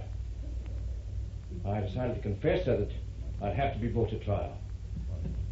That's why I told Mr. Rogers this story. That's why I'm here. To clear my name. Mr. Pollock. Yes, sir. In your closing remarks to the court, I understood you to say that you intend to offer no evidence other than the prisoner's confession. Is that correct? Yes, my lord. I see. Gentlemen of the jury, it is obvious that the defendant is a liar. But it is, of course, equally obvious that he cannot be convicted because of it.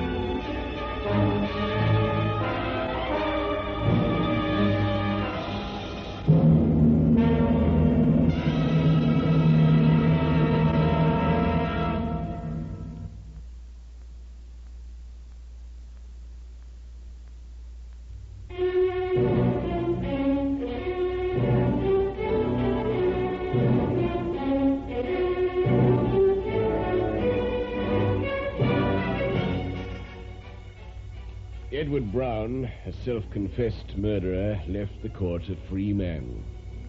The case of the curious confession would have ended up another of London's unsolved crimes, except for a strange course of events in which I was again to figure in my capacity as court reporter. It was almost 2 years later that I dropped into Scotland Yard late one afternoon to call on Inspector Clark. Well, Rogers, haven't seen you for several weeks. You haven't been in court lately? No, I haven't. The way things are going, I may never get my present case to court. What's on your mind? Oh, well, I'm doing a spot of crime reporting at the moment. Yeah, they say a change is as good as a holiday. Well, I go a bit stale on court reporting. Like to get out among my raw material occasionally. See the people I write about before they appear in court. I'm covering the case you're working on now. Silk stocking murder. You press chaps glamorize everything, sir. That stocking wasn't silk. It was Lyle. And the murdered woman was not young and beautiful as she was written up. She was over 40. And she looked it. Yes. We do colour the facts a little sometimes.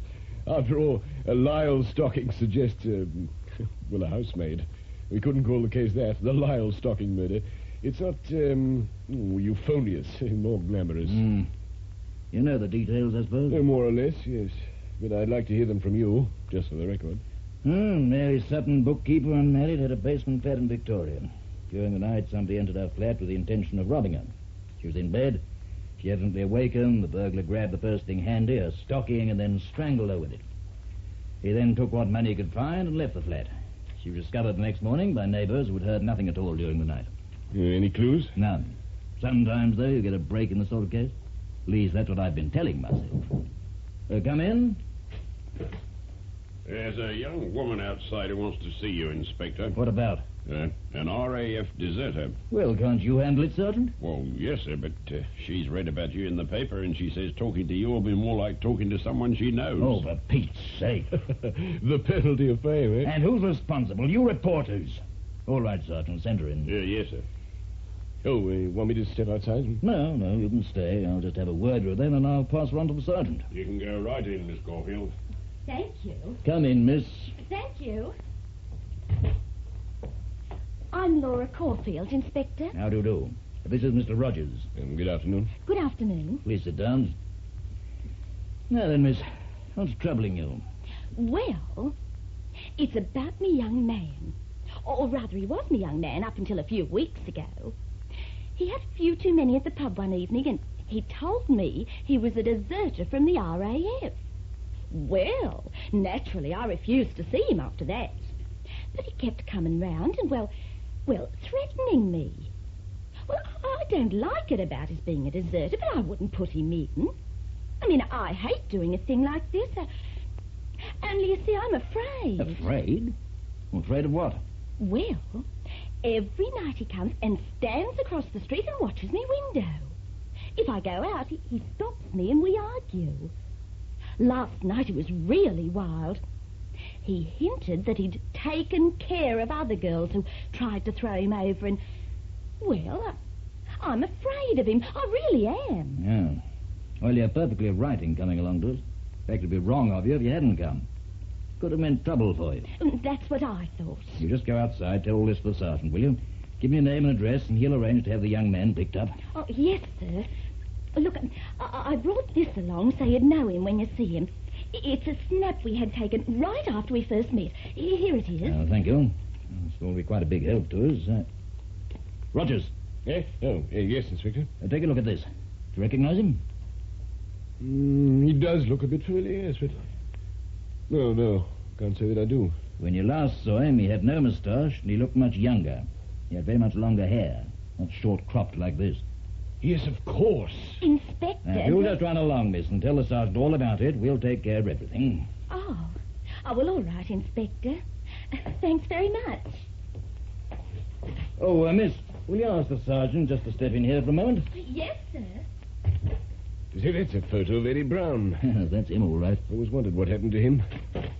Young lady says you want to see me, sir. Yes, keep her here while I go out and pick up her boyfriend. But I thought you weren't going to handle it. I've changed my mind. Have a car sent round. I shall be leaving at once. All right, Inspector. I'd like to go with you to pick him up. I'm sure you would. Unfortunately, regulations won't quite permit that. Drop round in the morning. I'll let you have the story then. It'll be interesting to see Eddie Brown again.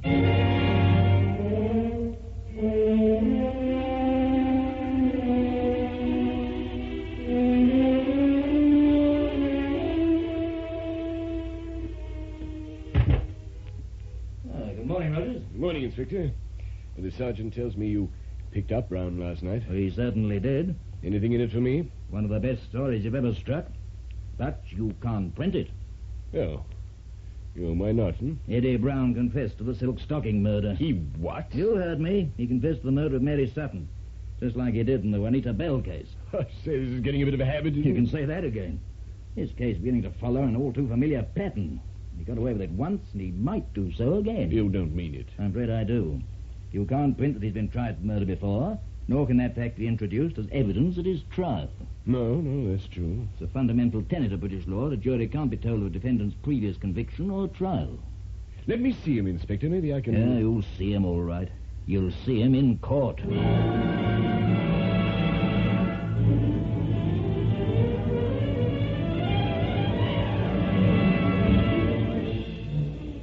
And so, incredible as it seems, I again took my place in the press gallery and looked down at Edward Brown, for the second time a prisoner in the dock. As the Crown Prosecutor read out Brown's confession, only 3 people in the courtroom realized that his earlier trial was being reenacted in an amazing fashion. So changed was Brown's appearance that few had recognized it, and so common was the name that it had gone, well, I'd say unnoticed. But fate had decreed another remarkable coincidence. The Crown Prosecutor who rose to read out his confession was the same who had faced him before, Mr. Cecil Pollock. His presence in court must have given the defendant a shock. Continues as follows. Mr. Pollock paused, took a sip of water, and continued reading Brown's statement. For several weeks, I had been hiding out during the day in a basement cupboard across from Mary Sutton's flat. The door of the building was never locked, and I was able to go in and out at will. On the night of October the 7th, I entered Mary Sutton's flat. She was asleep, but in the light of a street lamp outside, I could see her purse lying on a table beside her bed. I crept over and was about to take the purse when she awakened and began to scream. We struggled. Somehow, I managed to get a stocking round her throat. I choked her with that. Then I took the money in her purse and left the flat. 3 days later, I was arrested by the police as a deserter from the RAF, at which time I made this voluntary statement. Signed, Edward Brown. Step by step, the trial progressed, with its incredibly familiar pattern. As his first witness, the prisoner's counsel, Mr. R.G. Williams, called Edward Brown to the stand. You have heard your statement read out by the learned prosecutor? I have. Is there any comment you wish to make on it? Yes. I did not kill Mary Sutton. Does counsel for the defense intend to claim that the confession was expected under duress? No, my lad. We claim that for reasons which the defendant will explain, he did not tell the truth in his statement. If the Crown wishes to move for an adjournment, I will hear such a motion. The Crown does not require an adjournment, my lad. We are prepared this time. My lad, I object. I move the prosecutor's final remark be deleted from the record. I withdraw the remark, my lad. If the jury will disregard the prosecutor's remark, we are prepared this time. Counsel for the defense may proceed with examination. Mr. Brown, do you deny all of your statement to the police? No, sir. I am a deserter from the RAF. I did enter the Sutherland flat on the night of the murder, but I did it because I heard a struggle inside. Then a man ran out of the door and ran up the steps. I went in to see what was wrong. I found her dead. I was about to leave when suddenly I decided to confess to the murder. Why? Well, I was despondent. I didn't want to go on living. I was a deserter. Couldn't find a job. I was desperately in love with me girl, Laura Caulfield. And she had thrown me over. Sooner or later I knew I'd be caught and probably convicted of the Sutton murder anyway. Who would believe I hadn't done it? And when my girlfriend turned me into the police, I confessed to a murder I did not commit. No more questions, my lad. You may proceed with cross-examination, Mr. Pollock. Thank you, my lad. Mr. Brown, you wished to confess to a murder you did not commit. Yes, sir. You decided that while you were in the room? Yes, sir. I see. If you wish to confess, why didn't you go directly to the police and do so? Well, I guess I decided later. That is not what you said a moment ago. Now that I think it over, I decided later, yes. I see. Did you touch the body? No, sir. Did you touch the stocking? No, sir. But you saw it in the light thrown by the street lamp outside. Yes, sir. Mr. Brown, will you describe the stocking? It was just an ordinary Lyle stocking, nothing special about it. An ordinary Lyle stocking? Yes. Mr. Brown, are you aware that in all newspaper accounts of this case, it has been referred to as the silk stocking murder? You could not possibly know it was Lyle unless you had committed the murder yourself. No, I read it somewhere. Why, I submit that your entire confession is true. That you murdered Mary Sutton exactly as you said you did. That you are guilty. Guilty of murder as charged.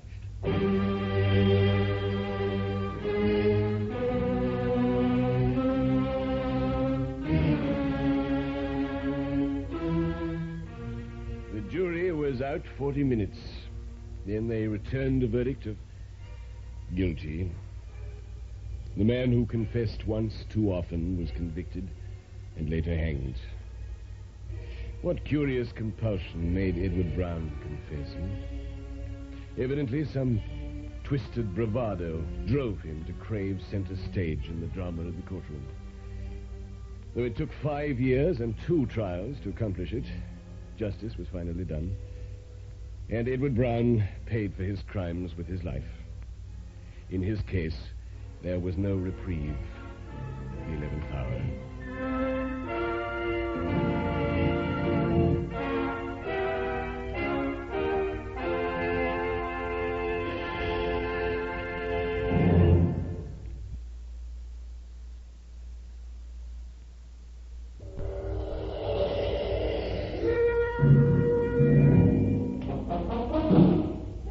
Be listening for another mounting drama of action and suspense when we again bring you the 11th hour. A Case of a Curious Confession was written by Philip Albright and produced by Jim Bradley for our transit.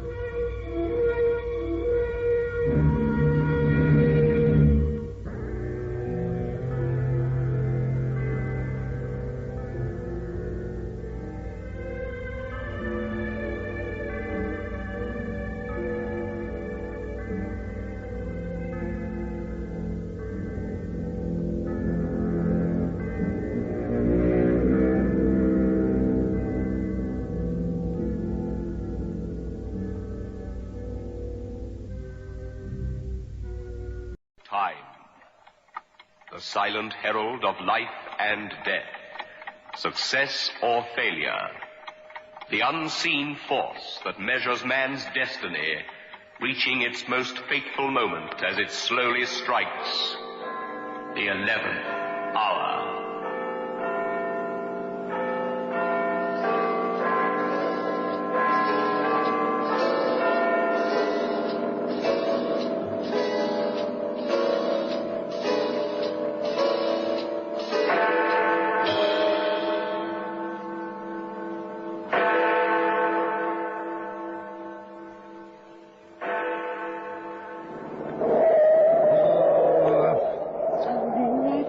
David. There's no hurry to get home. Who can relax in this mess of traffic? Must be a wreck or something up ahead. If this keeps up, we'll get caught in the rain. Looks like a big storm building up, too. Hey, remember that shortcut? Which one? Little tarred road that goes across through Centerville and comes out on the other highway.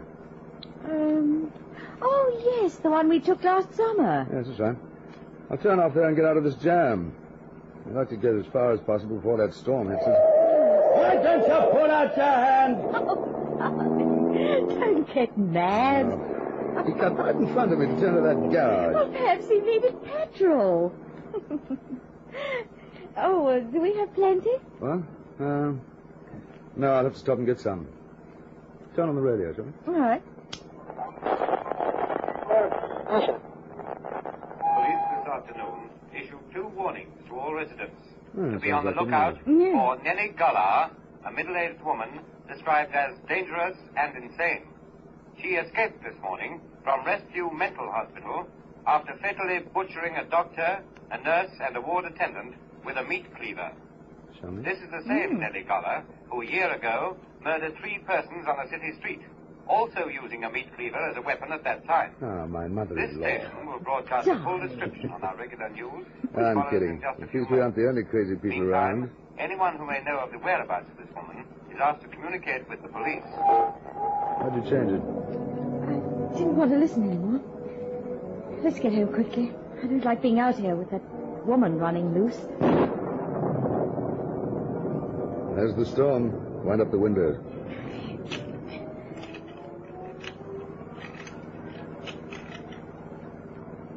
Now what? What's wrong? I don't know. Police all over the road. Oh, I suppose they're looking for that crazy woman. Yeah, I suppose so. Hold it a minute. What's up, officer? Just a check. Anything in the back seat? Just the blanket and the lunchbox. We went for a picnic. Yes, ma'am. Seen any hitchhikers? No, just traffic. Okay. Move right along, please. Are you looking for the crazy woman? Move along. Come on, let's go.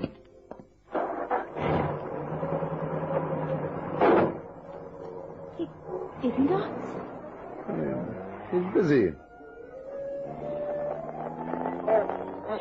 What are you doing? All residents and motorists are warned to be on the alert for the escaped insane woman. She is described as tall, broad-shouldered, grey-haired, and rather heavy. She may still be armed with a meat cleaver. 100 men are searching, and they're prepared to shoot on sight. Now, here's another bulletin on the case which just came in. Just a few minutes ago, the decapitated bodies of an elderly man and woman were found by police near Centerville. There's that shortcut. They haven't found The bodies of an elderly Well, couple to get us out of that found in traffic. a car near Centerville on a lonely tarred road. Police are certain they were killed by Nellie Gullar, the insane woman now at large. Residents of the area are warned not to open their doors to strangers. Motorists are cautioned to stay off lonely roads and not pick up any hitchhikers. All persons are asked to be on the lookout for this woman. They haven't Here is caught her description yet. again. No. She is tall, Turn that off, grey-haired, Dorothy. has broad shoulders and long arms. She is believed to be armed with the meat cleaver, which she used in her escape. Go on, turn it off. I wanted to hear it. Well, that's enough of it. Well, this shortcut will save us a lot of time. You've driven off the highway. Sure, I told you when I did it. We've come over a mile already. Saves a lot of time. Didn't you hear what the radio said about staying off lonely roads? We just have to go across to the other highway. It won't take long. Sure? Well, of course. We go past Centerville, then take the left road and come out right by the highway bridge. Centerville is where she just killed those 2 people. Oh, you're acting like a child. What can happen to us while we're driving? Besides, the whole area is full of men looking for this lunatic. They'll catch you. It's the storm. Shut me. I suppose that's silly. David. What? The petrol gauge says empty. There's still a couple of gallons left when it points to empty. How long has it been at empty? Well, I don't know. I'll get some when we get across to the other highway. Scared. Relax, darling. Rain and wind always make you as nervous as a cat. It's all right. I wish we'd stayed on the highway. There's something ahead. Well, don't stop. It's only a sign. That crazy woman could be round Look, here. I'm not picking up anyone. I just want to know where I am. Don't get out of the car. I'm not. Calm down, will you? Send a little that way. I'll take this road. Sentimental. This must be the road where she killed those... Dorothy, please. Oh. I'm sorry I'm jumping. I'm sure this is the road where she killed those people. Look, will you stop That's why it, the Dorothy? police had a roadblock. The crazy woman might be anywhere in these woods. Yes, but not necessarily where we are. Oh. What's the matter? Ah, fine. What a place to run out of juice. No. You mean we're stuck here?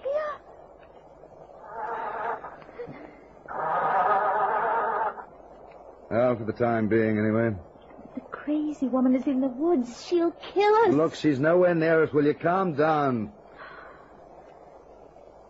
Quick, turn off the headlights. What? Did you see something? I don't know. I don't know. Oh, darling, I'm scared. I should have got petrol. Don't put on the headlights, please. Why? She'll see us if you do. Oh, for Pete's sake. I'm putting them on. Please, darling, please turn them off. Listen, Dorothy, I don't want this silly thing to get the better of you.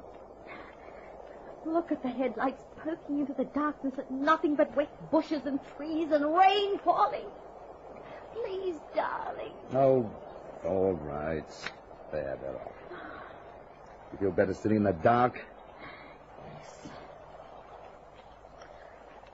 Oh, if only the thunder and lightning would stop.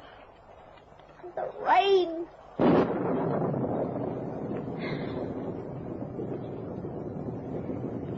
Look, Dorothy, there's no sense sitting here all night. Now, it's only a few minutes past 10 o'clock. I'm going to walk up the road a bit, and there might be a house or something You're there. not going to leave me here, I won't bet you. Well, Dorothy, we can't sit here in the middle of nowhere for the rest of the night. We're safer here than out there. She's probably hiding in the woods, just waiting for a chance to kill us. Oh, come on, Dorothy. Why should she be right where we've run out of juice? Why can't she be here? Please stay in the car. Oh. All right. Quick, lock the doors inside. Why, what? What is it?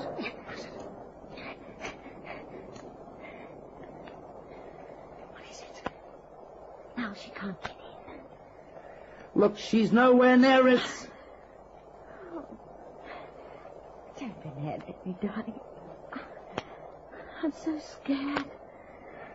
If she's out there, she can easily smash the windows. What? Oh, darling, don't scare me anymore. Look, I know I'm being silly, but I can't help it. Oh, I'm sorry, darling. Come here. Let me put you up. There we go. Darling. Now put your head on my shoulder.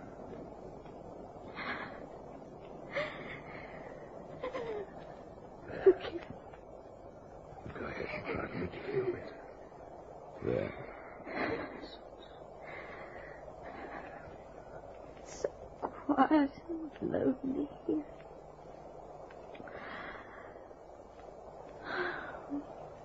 I wish it were morning. Look, Dorothy, I'll run up the road. There might be a house handy, and we... Please. David, listen. Do you hear that? What? I don't hear anything. Listen. There it is. I don't hear it. Oh. It's a dog. A little dog barking. Oh, David. Oh. I guess it's only a lost dog, or perhaps there's a house nearby.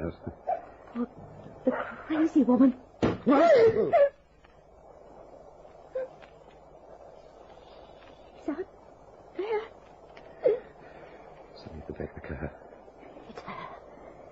She'll kill us. Is the door locked on your side? Yes.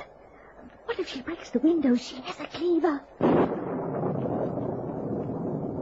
That flash of lightning.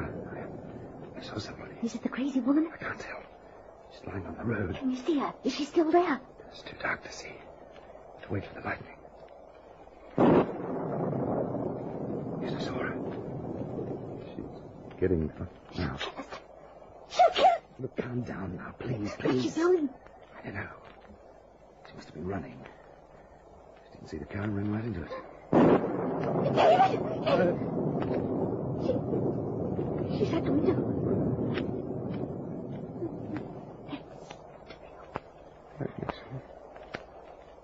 Oh, I don't. Get away from that window. She's trying to get into the car. Oh, look at that face in her hair. Go away! Don't let her in. Maybe we can scare her. But... Look, you go away. We've got a gun. We'll shoot. It worked. She's staring at us. I'm on you. I'll shoot. She's coming back. Please, don't leave me out here, please. This woman will kill me. Please. Take your pipe and hold it like a gun. It'll look like a gun. Where is it? Oh, in the... Give it to me, quick. Now, look. I've got a gun. I'm going to shoot. Backing away. Keep going before I start shooting. She's gone. She's disappeared. We can't get out now. We can just sit here all night and wait for help. Can you see her? Where'd she go? I don't know. She's out there. They'll be planning how to get into this car. What are we going to do? She's the one I know. She didn't have a cleaver. Well, she must have dropped it when she ran into the car. Her face was all twisted and her hair hanging down. She must be back there looking for the cleaver now. She'll kill us. She'll kill us. Dorothy, now stop it. Stop it, Dorothy. She'll kill us.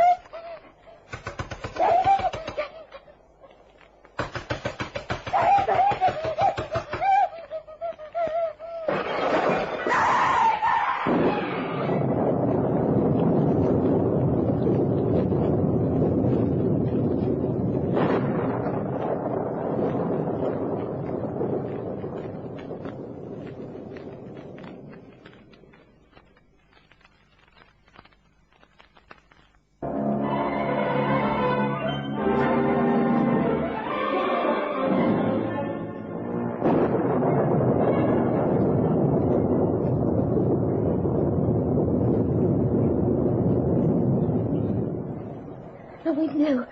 She's broken the window. Get away from there. Stay out of this car now. I'm coming in. I can't stand it out here. Stay out of the car. I warn you, I've got a gun. You wouldn't shoot me. Go away. You're crazy. We know all about you. I'm not the crazy woman. Believe me. Let me in. Don't do it, David. She's trying to trick us. Listen to me, Sadie. I've been running in this awful storm. My car's stuck in the ditch back there. How far back? I don't know. It seems like miles. I heard about the crazy woman on the radio. I was afraid to stay in the car alone. Oh, please let me in. No, David, no. Go back to your own car. No, it's so dark. It's so lonely. This awful storm. I locked the doors, but I was afraid I could see things and hear things in the dark, and I couldn't stand it anymore.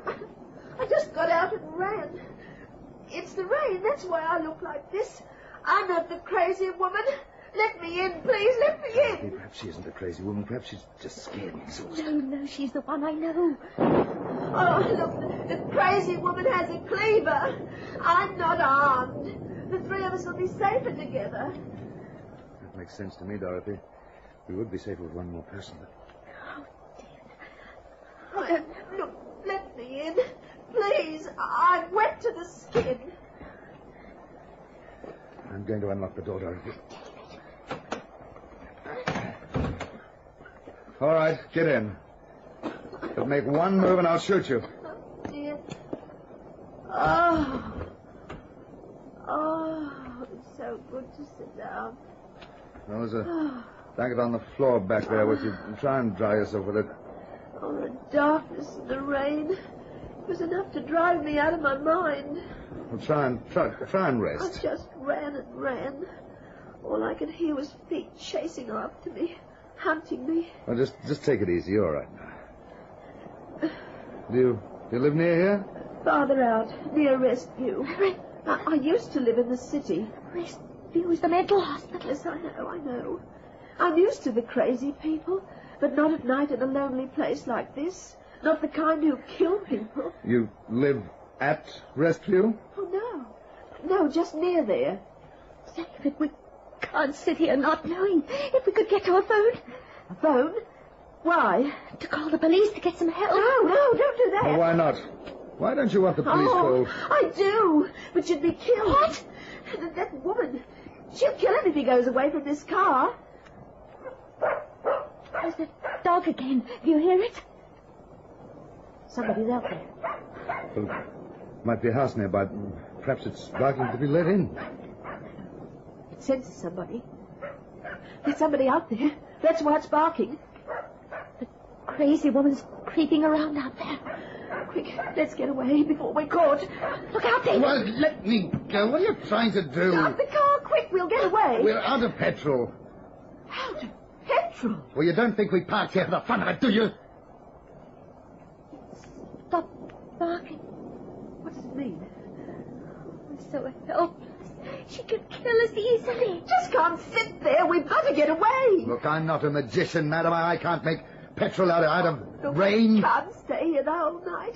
Do you hear me? Look, let me go. There's nothing I can do. Well, try something, anything. Just don't sit there.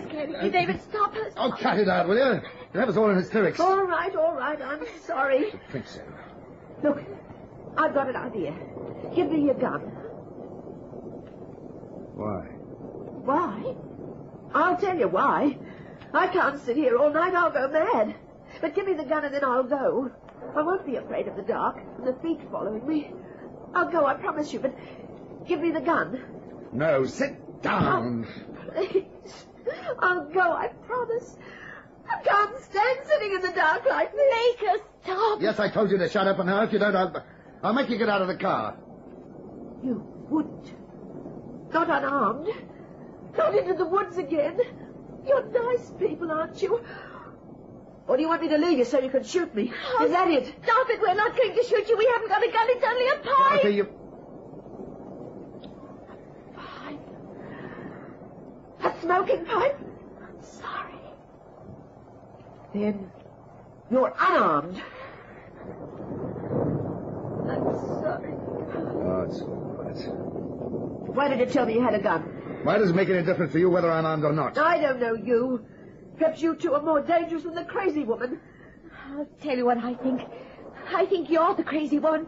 The way you grabbed David when you wanted him to start the car. Stop it, don't excite her. Don't excite me.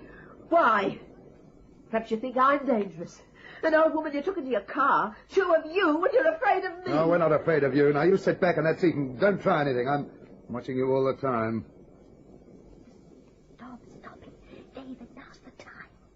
Time for what? What are you going to do? You two are up to something. Oh, shut up. My wife meant now's the time to go back. No, I didn't. I think now's the time for us to escape. Can't you see? She's the one. She'll kill us. You little... Stop it. Now sit back in that seat. You haven't got a gun. No, I haven't, but I've got a knife. David. I've got a knife and it's sharp. Now, don't try any tricks. All right. Threaten me. Watch me. While that woman's out there. All you can do is to sit and wait for her to make the next move.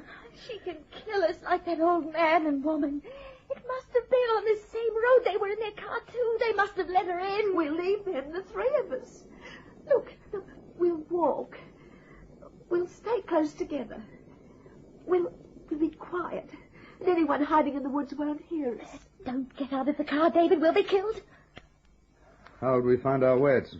It's too dark. Oh, we will. We'll find our way. Look out there. The road's full of shadows. Get her out of the car, David. She wants to kill us. Kill you? Hey, look, if you want to go, why don't you leave? You don't need us. We're willing to stay here until help comes. I'd be helpless alone.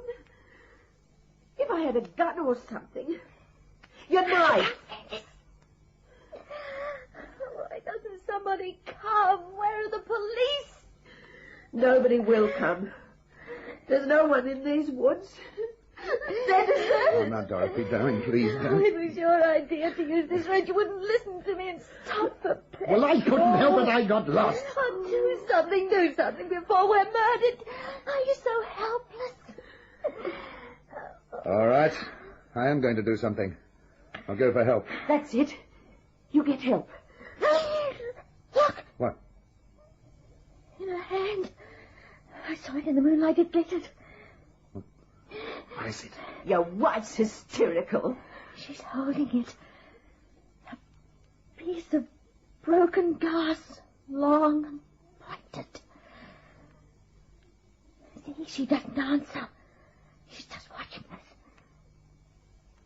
What's she waiting for? It's from the broken window. That's where she got it. So what if I have? I'm not going to sit here defenseless. She's going to attack us. Oh, don't be silly. It was all right for you to have a knife. Why can't I be armed? Give me that. Give it to you. You think I'm crazy? You couldn't protect us from anything. Well, we'll see about that. David, what are you doing? Why are you climbing over the seat? Come now, I warn you. I'm through letting my wife be terrified. Now give me that glass. Get away from me! Once I'd left the car, you were going to butcher my wife with that broken glass, weren't you? No! David! Give me the glass! Lazy! Let me alone. Hold her, don't let her go. She's trying to cut my arm. You kill me! Threw up that glass! She dropped it. She dropped it. Have you both gone crazy? Trying to kill me?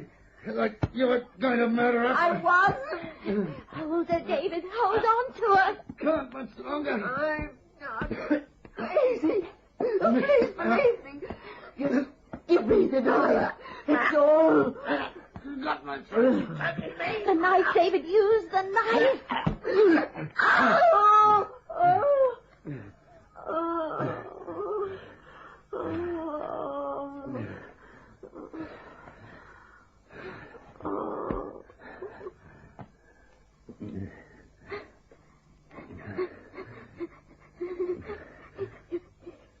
You killed her. You killed the crazy woman. I couldn't help it. She was choking me. Let me get back there.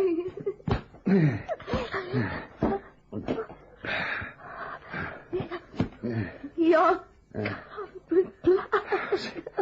She was going to kill us. There's lights. There's a car coming.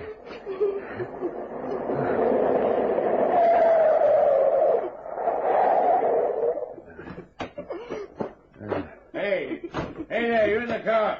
Why are you parked there? It's police at last. We ran out of juice. What a night to run out of juice. Couldn't have picked a better spot. Not with that woman running around loose. Officer, we wanted to tell you. Farmer up the road called her. Said his dog's been barking or something. Yeah, well, we caught her. Who? The crazy woman, she's in the back seat. She's What? No, she's alive. Had to hurt, though. She was trying to kill us. We'll get her to a hospital. You come with me. She was trying to kill us. Lucky you didn't kill her. We captured that crazy woman half an hour ago. I don't know who this lady is. Come on, give me a hand with her.